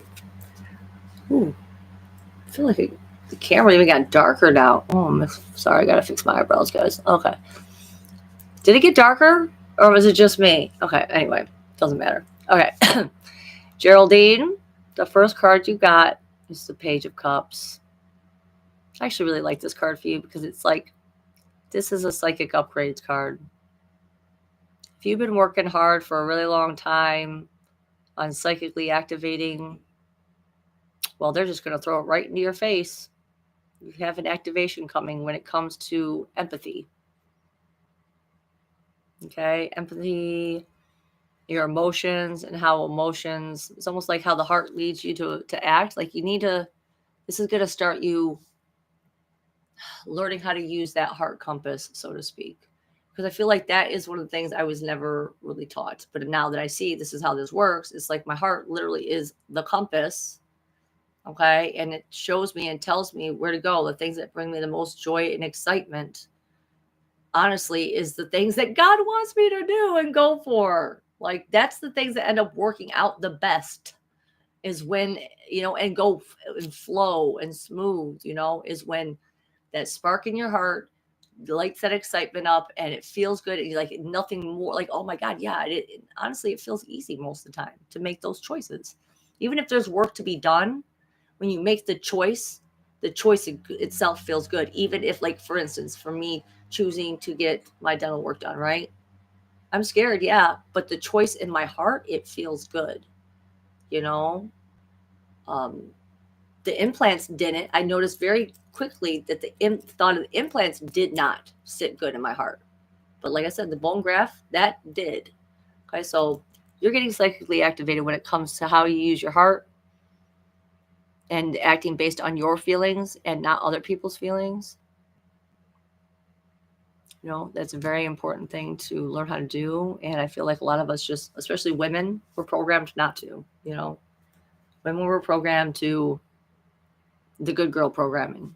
You do what other people want. You can be pleasing to other people. It doesn't matter what you want. Like I always had thyroid issues for a long time when I was in my 20s and stuff like that. And, the Heal Your Life by Louise Hay's book, she says that thyroid issues, and this made perfect sense to me, thyroid issues are a giving up and feeling like you never get to do what you want.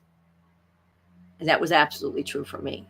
At that point in my life, when I started developing these nodules, that's what started happening. I started having more kids. I didn't get to do what I wanted anymore. Not like that it was all like bad. Like now it's like, okay, I don't get to do what I want anymore. Like, no, it's like I willingly went into being a mother, and you make those sacrifices, and you know that when you go into it, you have to make those sacrifices. But it got to the point where it's like I'm making those sacrifices for every single person in my life, and no one is seeing me. Right? So act based on your heart. Let's pull the next card though. Next one for Geraldine. We got some activations for her coming up. What's the next part for Geraldine? The message. Next part of the message.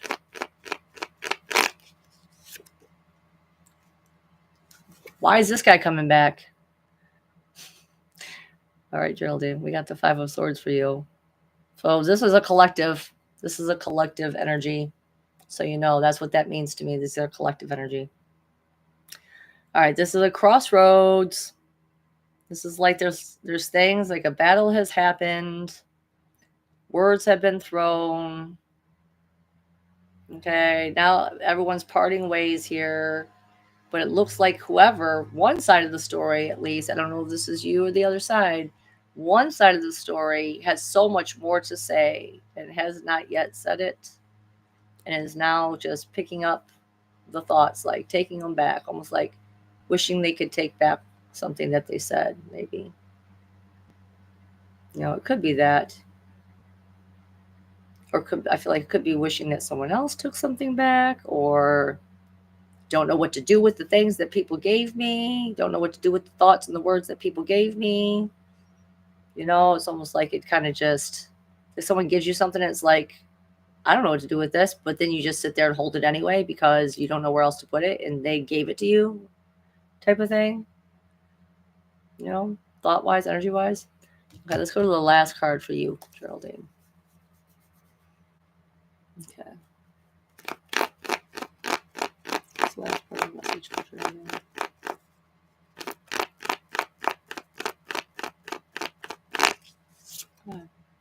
Okay, no. No, we're redoing. I'm sorry. I got the same exact card as the other lady. I got the Nine of Swords again. You see how it's following me? Okay, listen. We're just going to pretend. Okay, I saw that card. I'm saying it here for you, Geraldine. Okay, if you got a lot going on in your mind from these two things, okay, these psychic activations, and you're not knowing where to go, okay, toss it all out. Toss all the thoughts out. Okay, so we're pulling one more card for you, Geraldine. I fucking refuse. I'm sorry. I flat out refuse. No, we're not doing Nine of Swords. No. Okay, no. If I pull it again, I just put it randomly in the middle. If I pull it again, I'll let it stay. Okay? No. For Geraldine. What's the last part of the message for Geraldine? Let's say it in a different card then. Whatever. If it's that, then you can say it in a different card, can't you? Yeah. Yeah. That's the last part of the message for Geraldine. Boom. Ooh. Okay. We got the Queen of Cups, lady. This is great, actually. I feel like this goes right in alignment with this page of cups. Okay, so we got this is how it looks to me when I hold it. Let's see. Well, when I hold it, when I'm looking at it, this is what it looks like to me. Okay, so this is the sentence that I read. All right, so perhaps there's been a battle between these two people, even, or like even in an inner battle, so to speak. Cards. Okay, so either way, you're at a crossroads with something, and you're trying to clean all that up. Because look at it's like it's almost like you don't know what to do with all the words. You just don't know what to do with all these words that need to be expressed or cleaned up or whatever. Okay, and I feel like they're trying to tell you about go into your heart more. You're going to be activated more in your heart, right? Like I said, with that Page of Cups, and but then you need to really feel it. You need to know who that. It's almost like a child version of you coming forward and needs to share some things with you. Okay, you need to have like a heart to heart with yourself, that child self of yours, because that's what we lose along the way. Is we lose the ability to listen to our hearts and make decisions based on that. And so we got this Queen of Cups stepping forward here, and she is just on fire. She's got these lightning bolts coming off of her head, and she's got her crown Her third eye open, I mean, and her crown on. Okay. Thing is that for me, it's like it could be, hold on, is the crown open? Or it's just like, is there this cap on it? I'm wondering, I'm like, is it being pushed down? Is the energy being pushed downward like this? Or is it all the way opened? Okay, so I'm just going to look. Okay, I'm just going to look, Geraldine. I'm just going to look. I'm just going to look. Okay. Hold on one second.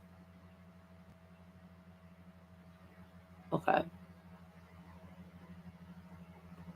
Okay. I feel a lot of it open. Okay. It feels, honestly, it does feel like there's a little bit of stuckness. Maybe that was why I was trying to say that. Okay. Okay. I feel the energy coming up your body right here, all the way right here, but there's a part right here and it feels stopped a little bit. Okay. So there might be something to that you need to, again, this creativity, this spark, something needs to come forward from here, a bolt of inspiration, an epiphany of some sort. Okay, it needs to be thought about. Like this is, it's like it's time to do a meditation about what's really in the cup that you hold. What are your true emotions? What do you really feel? Like, because like I said, like up until just recently, I didn't even know until I felt, I didn't even know. You know what I'm saying? I didn't know. What am I trying to say here? I didn't know that your heart could feel a certain way, and that by feeling those certain ways, that's why people do certain things and they behave in certain ways, because it's all coming from the heart. You know, like, what do you really want? I don't know like, for instance, like if you're still struggling with your dog, right? Like, what does your heart really want? Okay, like, where is it really guiding you? You know, I don't know if that has anything to do with it at all. Just using it as an example.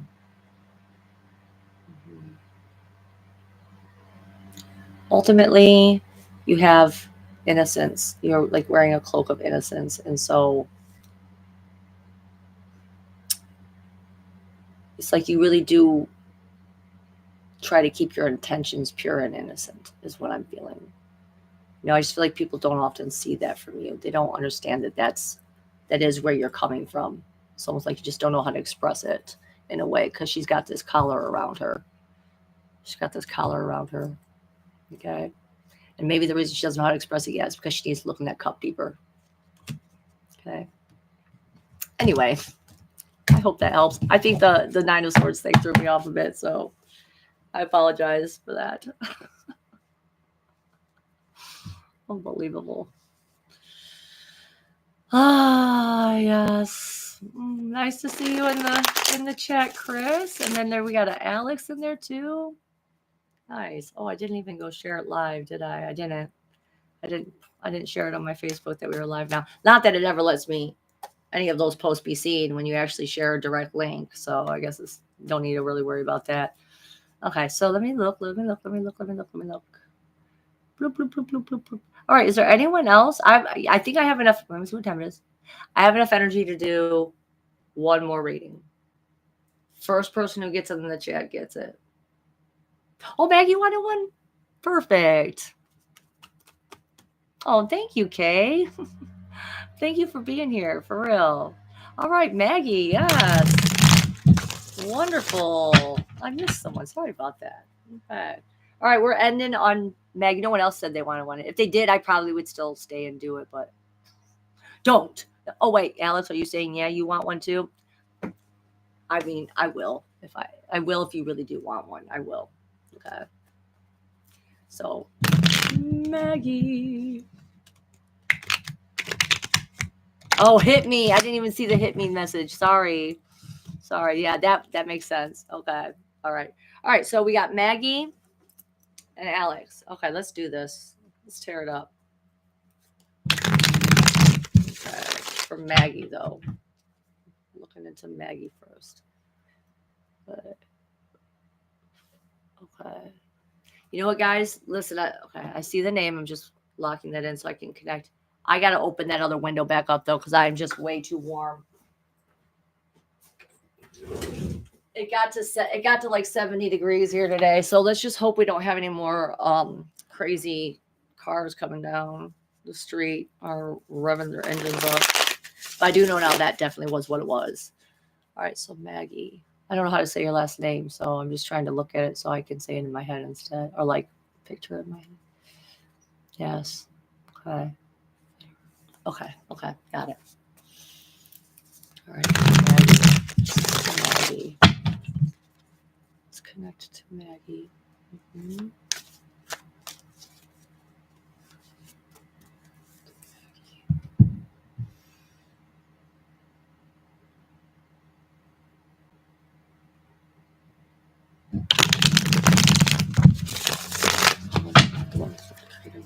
I humbly request that you do assist me in this reading and let us know what message Spirit has for Maggie. Message. Yep, you ready? Okay. Yes.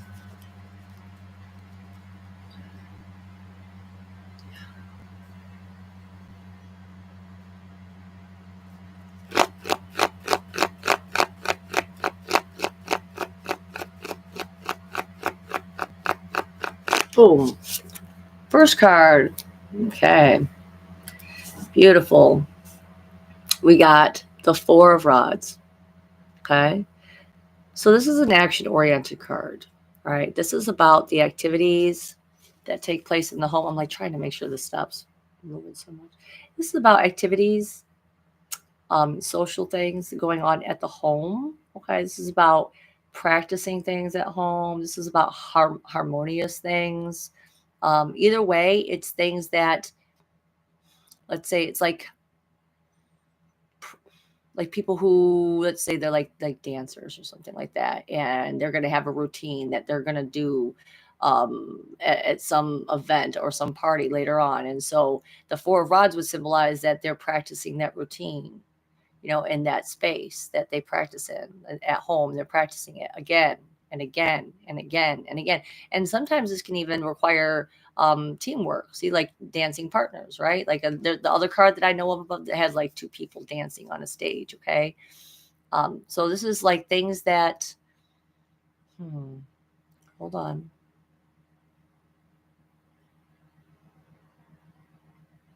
It's like, this is what, like, practice makes perfect, so to speak. Like whatever it is that you're doing in here, you're preparing for something outside of here, outside of that home. Okay. But either way, it is speaking to a harmonious home life. Mm-hmm. Pleasant. Yeah. Just trying to see if there's because sometimes I just use, first I'll go with what I know the card to be about, and then I look at the card to see if Spirit tells me anything specifically. Okay. And they are putting out the bridge, the moat apparently around this castle, and the bridge. So I don't know if there was some bridge that's made here when it comes to home life. There's been some peace maybe. Okay, that's been made recently. Let's pull some more cards to see if there's a deeper, like if I can build on top of that. Okay. So we got some activity that you're doing inside your physical space that's creative, that's action oriented, that requires repetition. Okay. And so what's the next part of the message here for Maggie?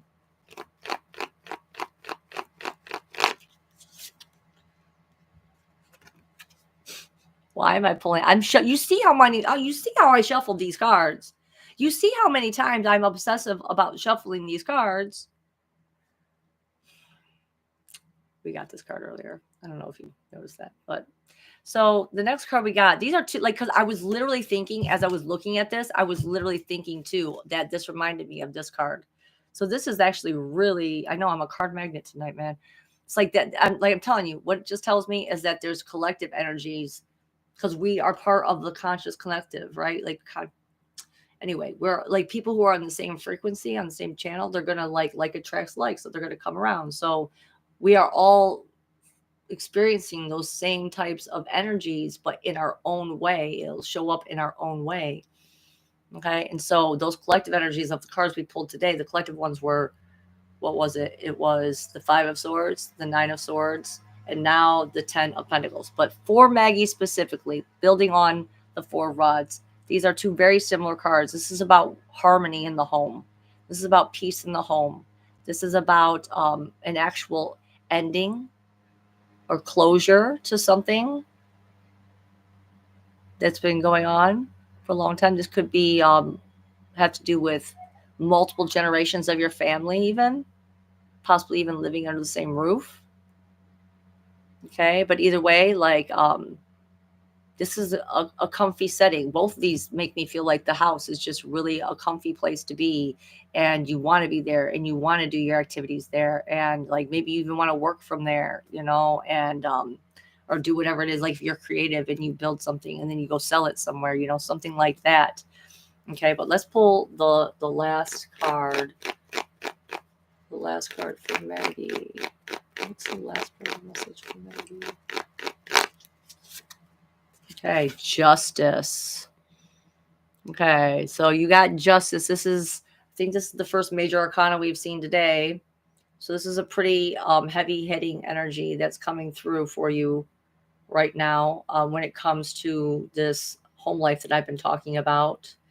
Okay, this family dynamic, these actions that you're supposed to be taking or are taking for practice. And what they're saying here is that, and you did get an ending. This is an ending. This is an ending, right? Okay. So what's done is done, for better or for worse, right? Like you're going to get what you deserve. People are going to get what they deserve.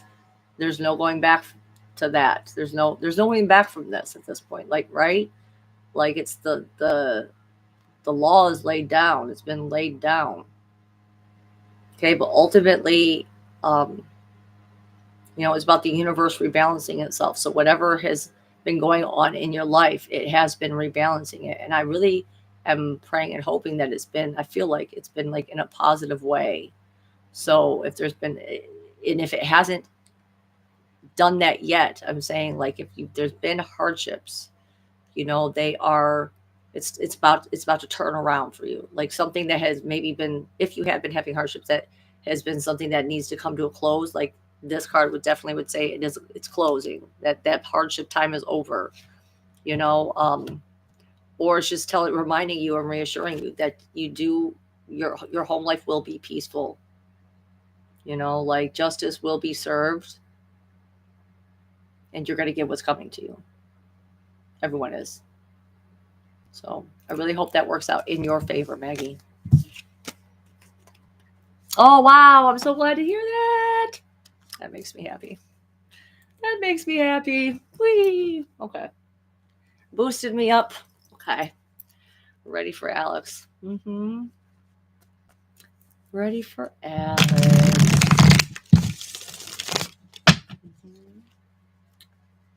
Yeah. Okay. Alex Watkins. Okay. Alex Watkins.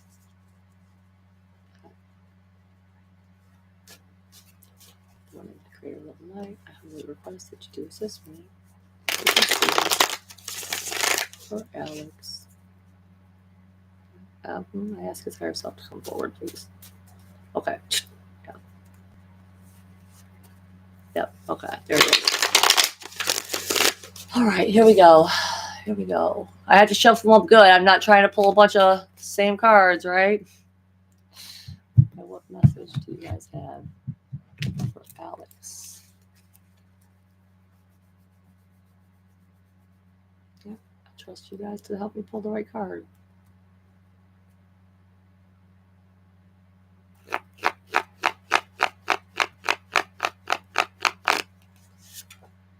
Okay, cool. That one we have already seen. Good. We got the Seven of Cups. We got the Seven of Cups. Okay, so the thing about Seven of Cups is that there's a lot of things to feel very emotional about. Okay, there's a lot of options here. A lot of things that maybe your heart would choose if it had the opportunity to have that. The thing is that you have to, it can't have all of the things.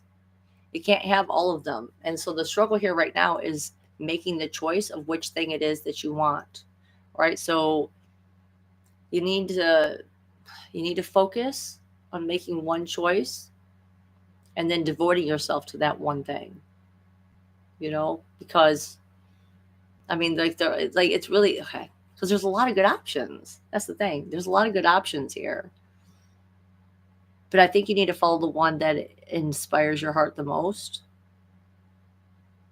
Because the cups are about emotion and the heart is ruled, the heart is where the emotions come from. So you might have a lot of things on the table right now that it's just like, oh my God, I got this going on and I have this going on and I have this going on. It's like wanting to pull your attention to all these different things. And it's like, you never get anything done if you have your attention pulled to all these different things, your heart pulled in all these other things. You have to one at a time. It's like eating, you have to digest it a little bit at a time. All right, so let's pull the next card though. The next card. Yeah, for Alex. What's the next part of the card for Alex?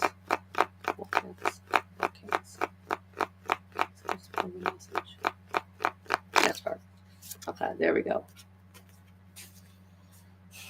Why do we have so many swords cards today?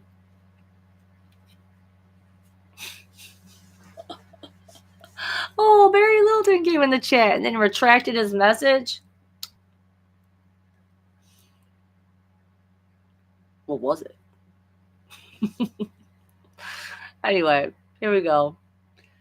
Alex, the next card you got is the Ten of Swords. So something is definitely done and over. It is time. This is an ending. This is similar to the Ten of Pentacles because it's an ending card, right? But this is a harsh ending. This is the harshest kind of ending, really, where like things have, you say things and it's done. You say the things that make it done. But the good news is that that it's over with. That once that's done with, you don't have to. You can let that go. You can move on. You can get away from that. It could also mean like, here's the thing. The other thing that came into mind is like it's permission to quit. Like if there's something that you are doing or like there's energy that you're giving to certain places and you don't want to, like let's say, like I said, there's a lot of decisions, a lot of things to be emotional about, right? Okay. You can't give to all of these things. So you're going to pick the one and then you have to end it with the other ones, right? Like end it with the other things.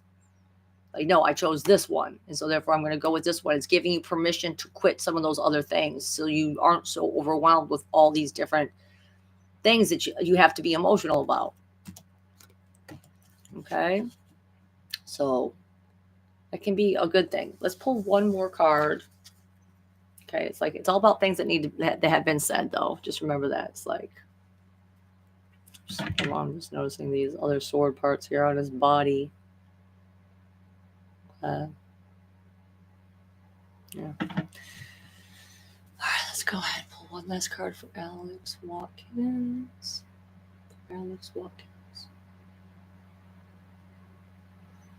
Yeah, sorry, some of them trying to sneak in a little telepathic message in between. Like, nope, you gotta hold on and wait. For Alex Watkins. Yeah, last part of the message there. All right, there we go. Got it. All right.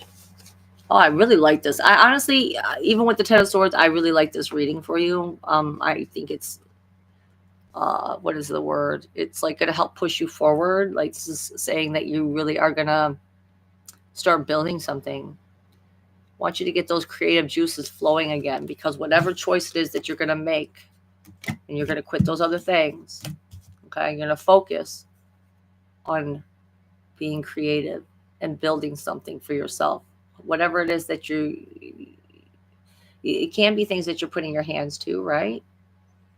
Like, but for instance, I'm thinking of like, I know like for a musician, it would be someone staying at home in their studio and recording those songs and just doing it over and over and over and over again. And the more they do it, the better that they get at it. And it's like, and then one day someone comes over and they see all of these records, all these songs that this person has made. And they're just like, wow, you've been in here doing all this?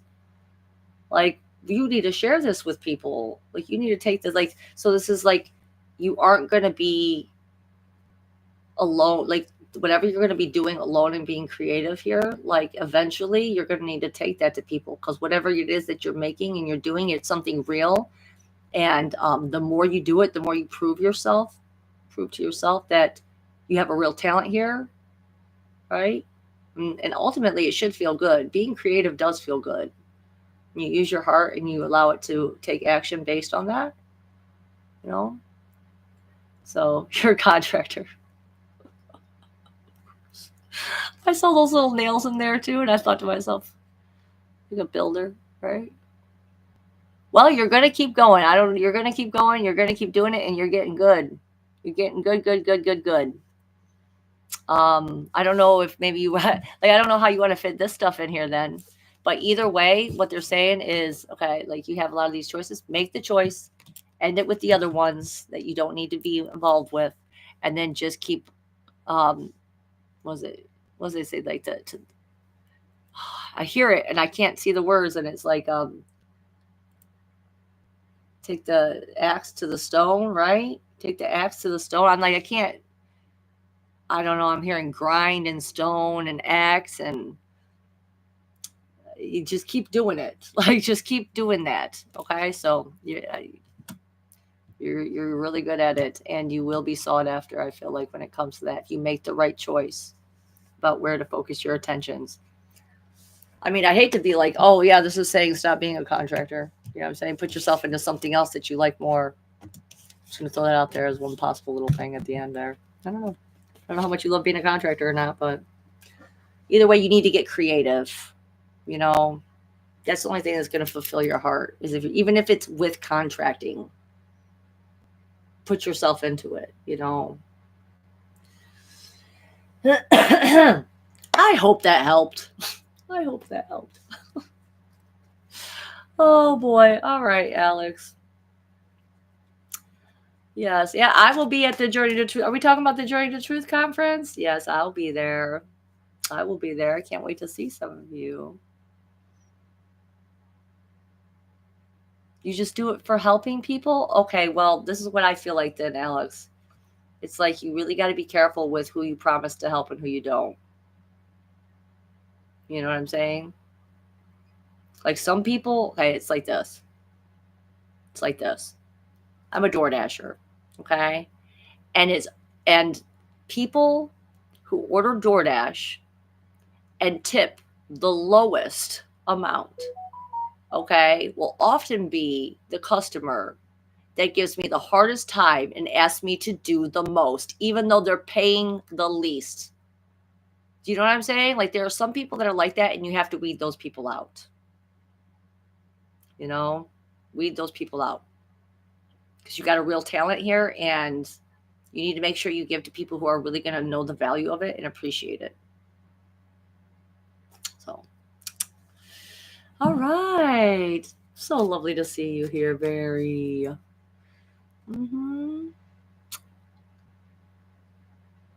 Oh, talking about something else here to Victor about not hanging out in Asheville. Did you go to Asheville or something? I didn't know about this. I'm going to need a quick 5-card pull, please. Well, why don't I just do the whole 23-card spread that I do for my customer, the people that I read for, huh? Let's do it. 20. No, I think, is it 23? No, it was like 19.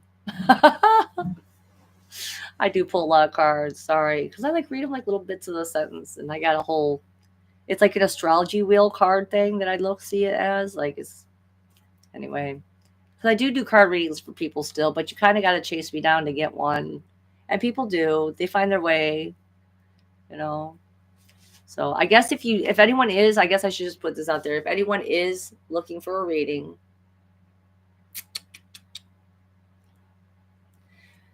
you can reach out to me. Your best bet, honestly, is to write in my Facebook comment section. Just be like, you can send me a message in Facebook Messenger, but then let me know my comments that you have sent me a message on Messenger, because sometimes there's so many of them, people get lost. I don't know who to open up and who not to open up, and so I just lose it. And I would say email me, but sometimes I don't check my email right away, and I check my Facebook comments very quickly. I mean, I get to those daily. So, okay. So, yeah, if anyone wants a reading outside of here that's a little bit more in depth, that goes into like 3 months forward and backward, let me know. I'm just reading the chat. I'm just having fun hanging out with people reading the chat.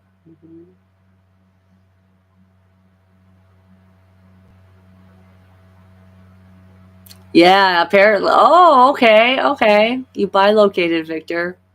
I think yeah, you have the wrong Victor in mind. Very. That's funny. Okay. So I did Alex's, and was there anyone? Do I feel like I'm up to any more? I gotta check in with my energy. Hmm.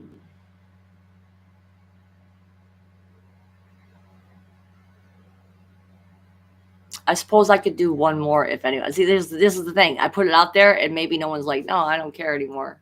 But maybe there is someone out there that's in the background that's like, actually, I would like one. So speak now or forever hold your peace. I won't be offended if no one says they want a reading anymore. I won't be offended. I know I have a small group here, so and I gave a couple of them. So if there is anyone else out there though, let me know. Let me know now, and I will pull. Hmm. Yes, people. Mm. Okay. 5, 4, 3, 2. All right, Victor. I was going to ask you specifically. Oh, Brayden, you missed out, bud. You missed out. We're pulling for Victor, Brayden.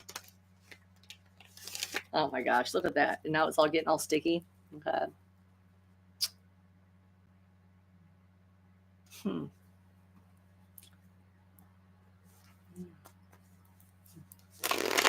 I saw that message. That retracted message. I saw it. Sorry, Brayden. Sorry. Last one is for Victor.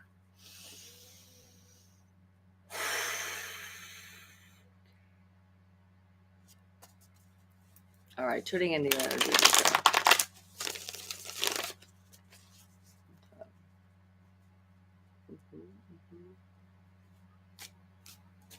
Okay. Oh, like that Canadian energy. Like the space you're in right now. Like that.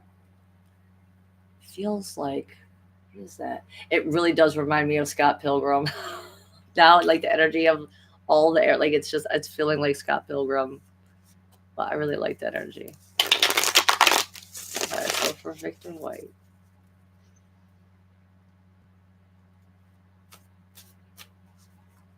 Okay, yes. All right. Yes, stepping forward. Victor.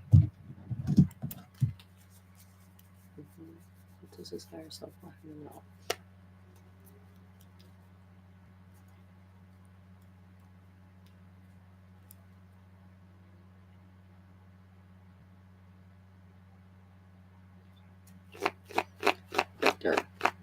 Victor was the first part.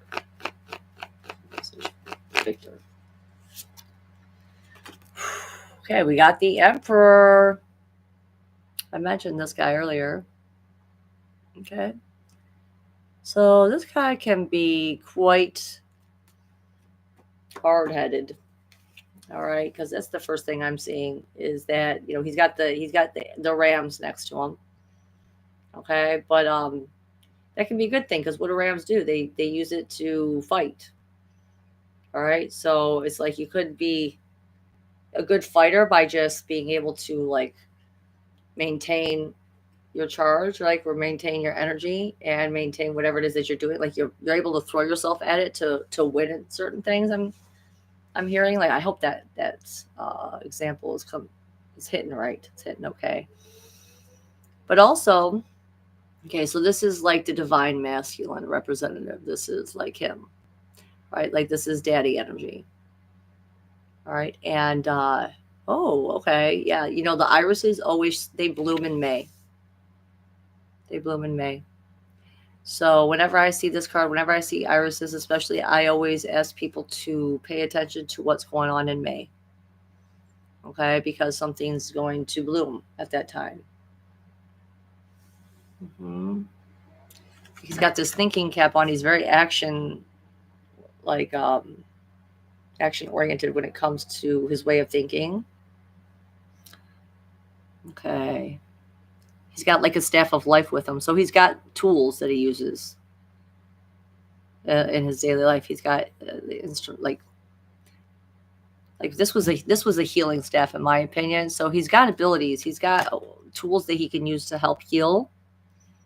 Okay, and help guide people, because that's also what father energy that is supposed to do, is supposed to be a guiding light, so to speak. There, for some reason I'm hearing there's a door behind him. There's a door behind him. So it's like he guards the entrance to this place behind him. I'm not sure what that means, but just hold on to that. Okay. But again, like I was saying earlier, you just got to remember the thing about the Emperor energy is that he's got to be willing to be flexible. He can get a little rigid. You know, he's ruled by Saturn, so he can get a little bit stuck in doing things by the book, and they got to look like this, and you do it like this, and, you know, routine. Okay. But he's got to be willing to break. He's got to be willing to do things a little differently. Like to transform himself. Like he's got to make sure he keeps growing and evolving. He can't do things the same way he used to do them in the past and expect the same results. Like he's always got to be upgrading himself. Okay, let's go for the next card for Victor. So let's put the message for Victor. Okay. You got the Seven of Swords, Victor. So this is another swords energy coming through here for today. So this is about communicating. This is about what is being communicated or what isn't being communicated. You see, because some of these swords are getting left behind and these other ones are being taken. And it's like, whose swords are those even? What is this person doing with those swords? It's kind of an ambiguous card, because it's like you don't really know what they're taking, why they're taking it, where they're taking it. You don't know. You just don't know right now. You know, so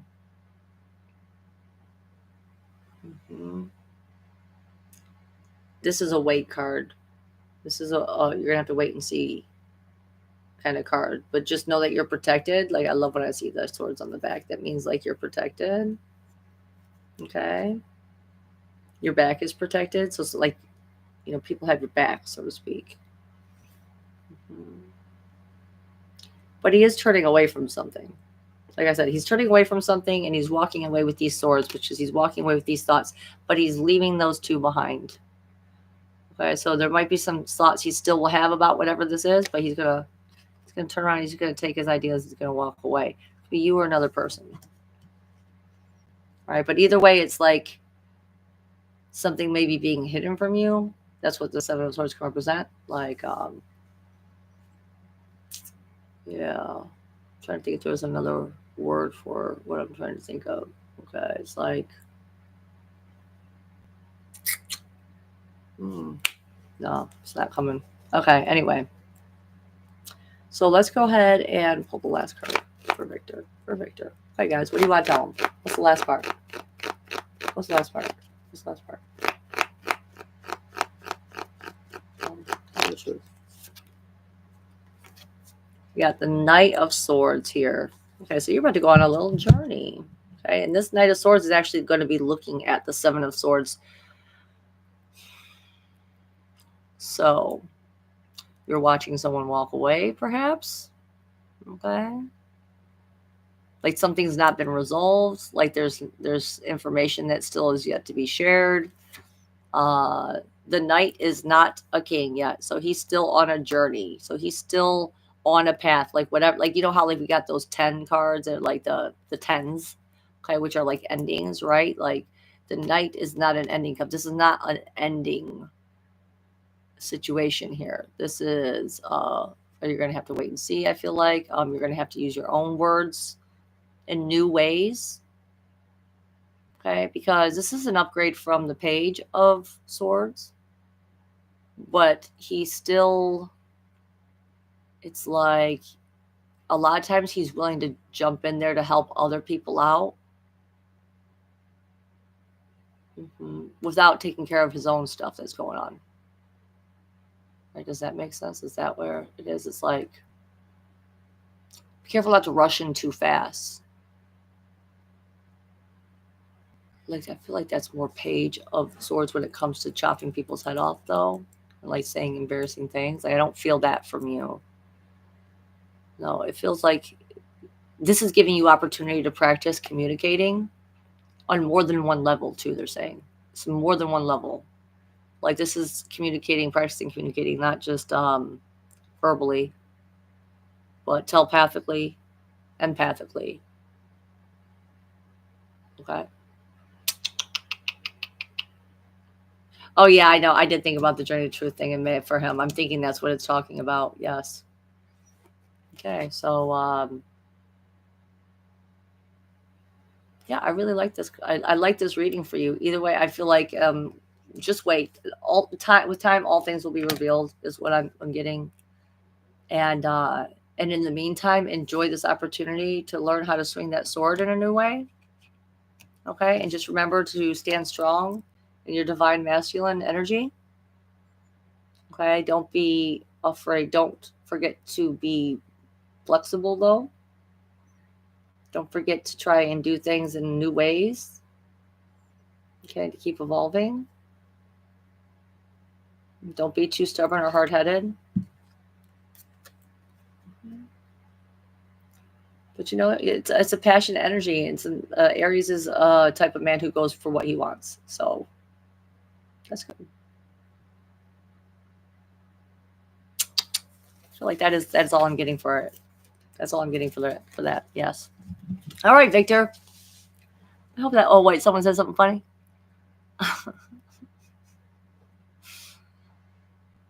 Wait. Oh, I'm missing it. Hold on 1 second. Okay, am I really gonna have to read this? Everyone's laughing in the chat. I want to be able to laugh too. It resonated. Oh yay! Okay. Yeah.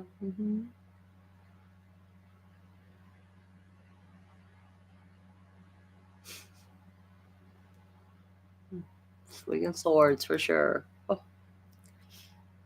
put a new nose ring in the other day. Okay, I think yeah. Oh, 2 hour, 2.5 hours. Oh, that's a long time. Oh, wait a second. I am missing something. I think the boys are being dirty in the chat. Are you? Naughty. It's all right. This is a safe space. That's the thing, is that 2025 is the year I get rid of all of sexual shame and guilt. That is what I'm getting rid of this year. Sexual shame and guilt are off of the table. We are not doing that anymore. We are purging it. We are getting rid of it. You know, I've been looking at it, dissecting it. Like, I'm going to share with you guys like what I discovered about myself and how I had chains of guilt and shame put upon me.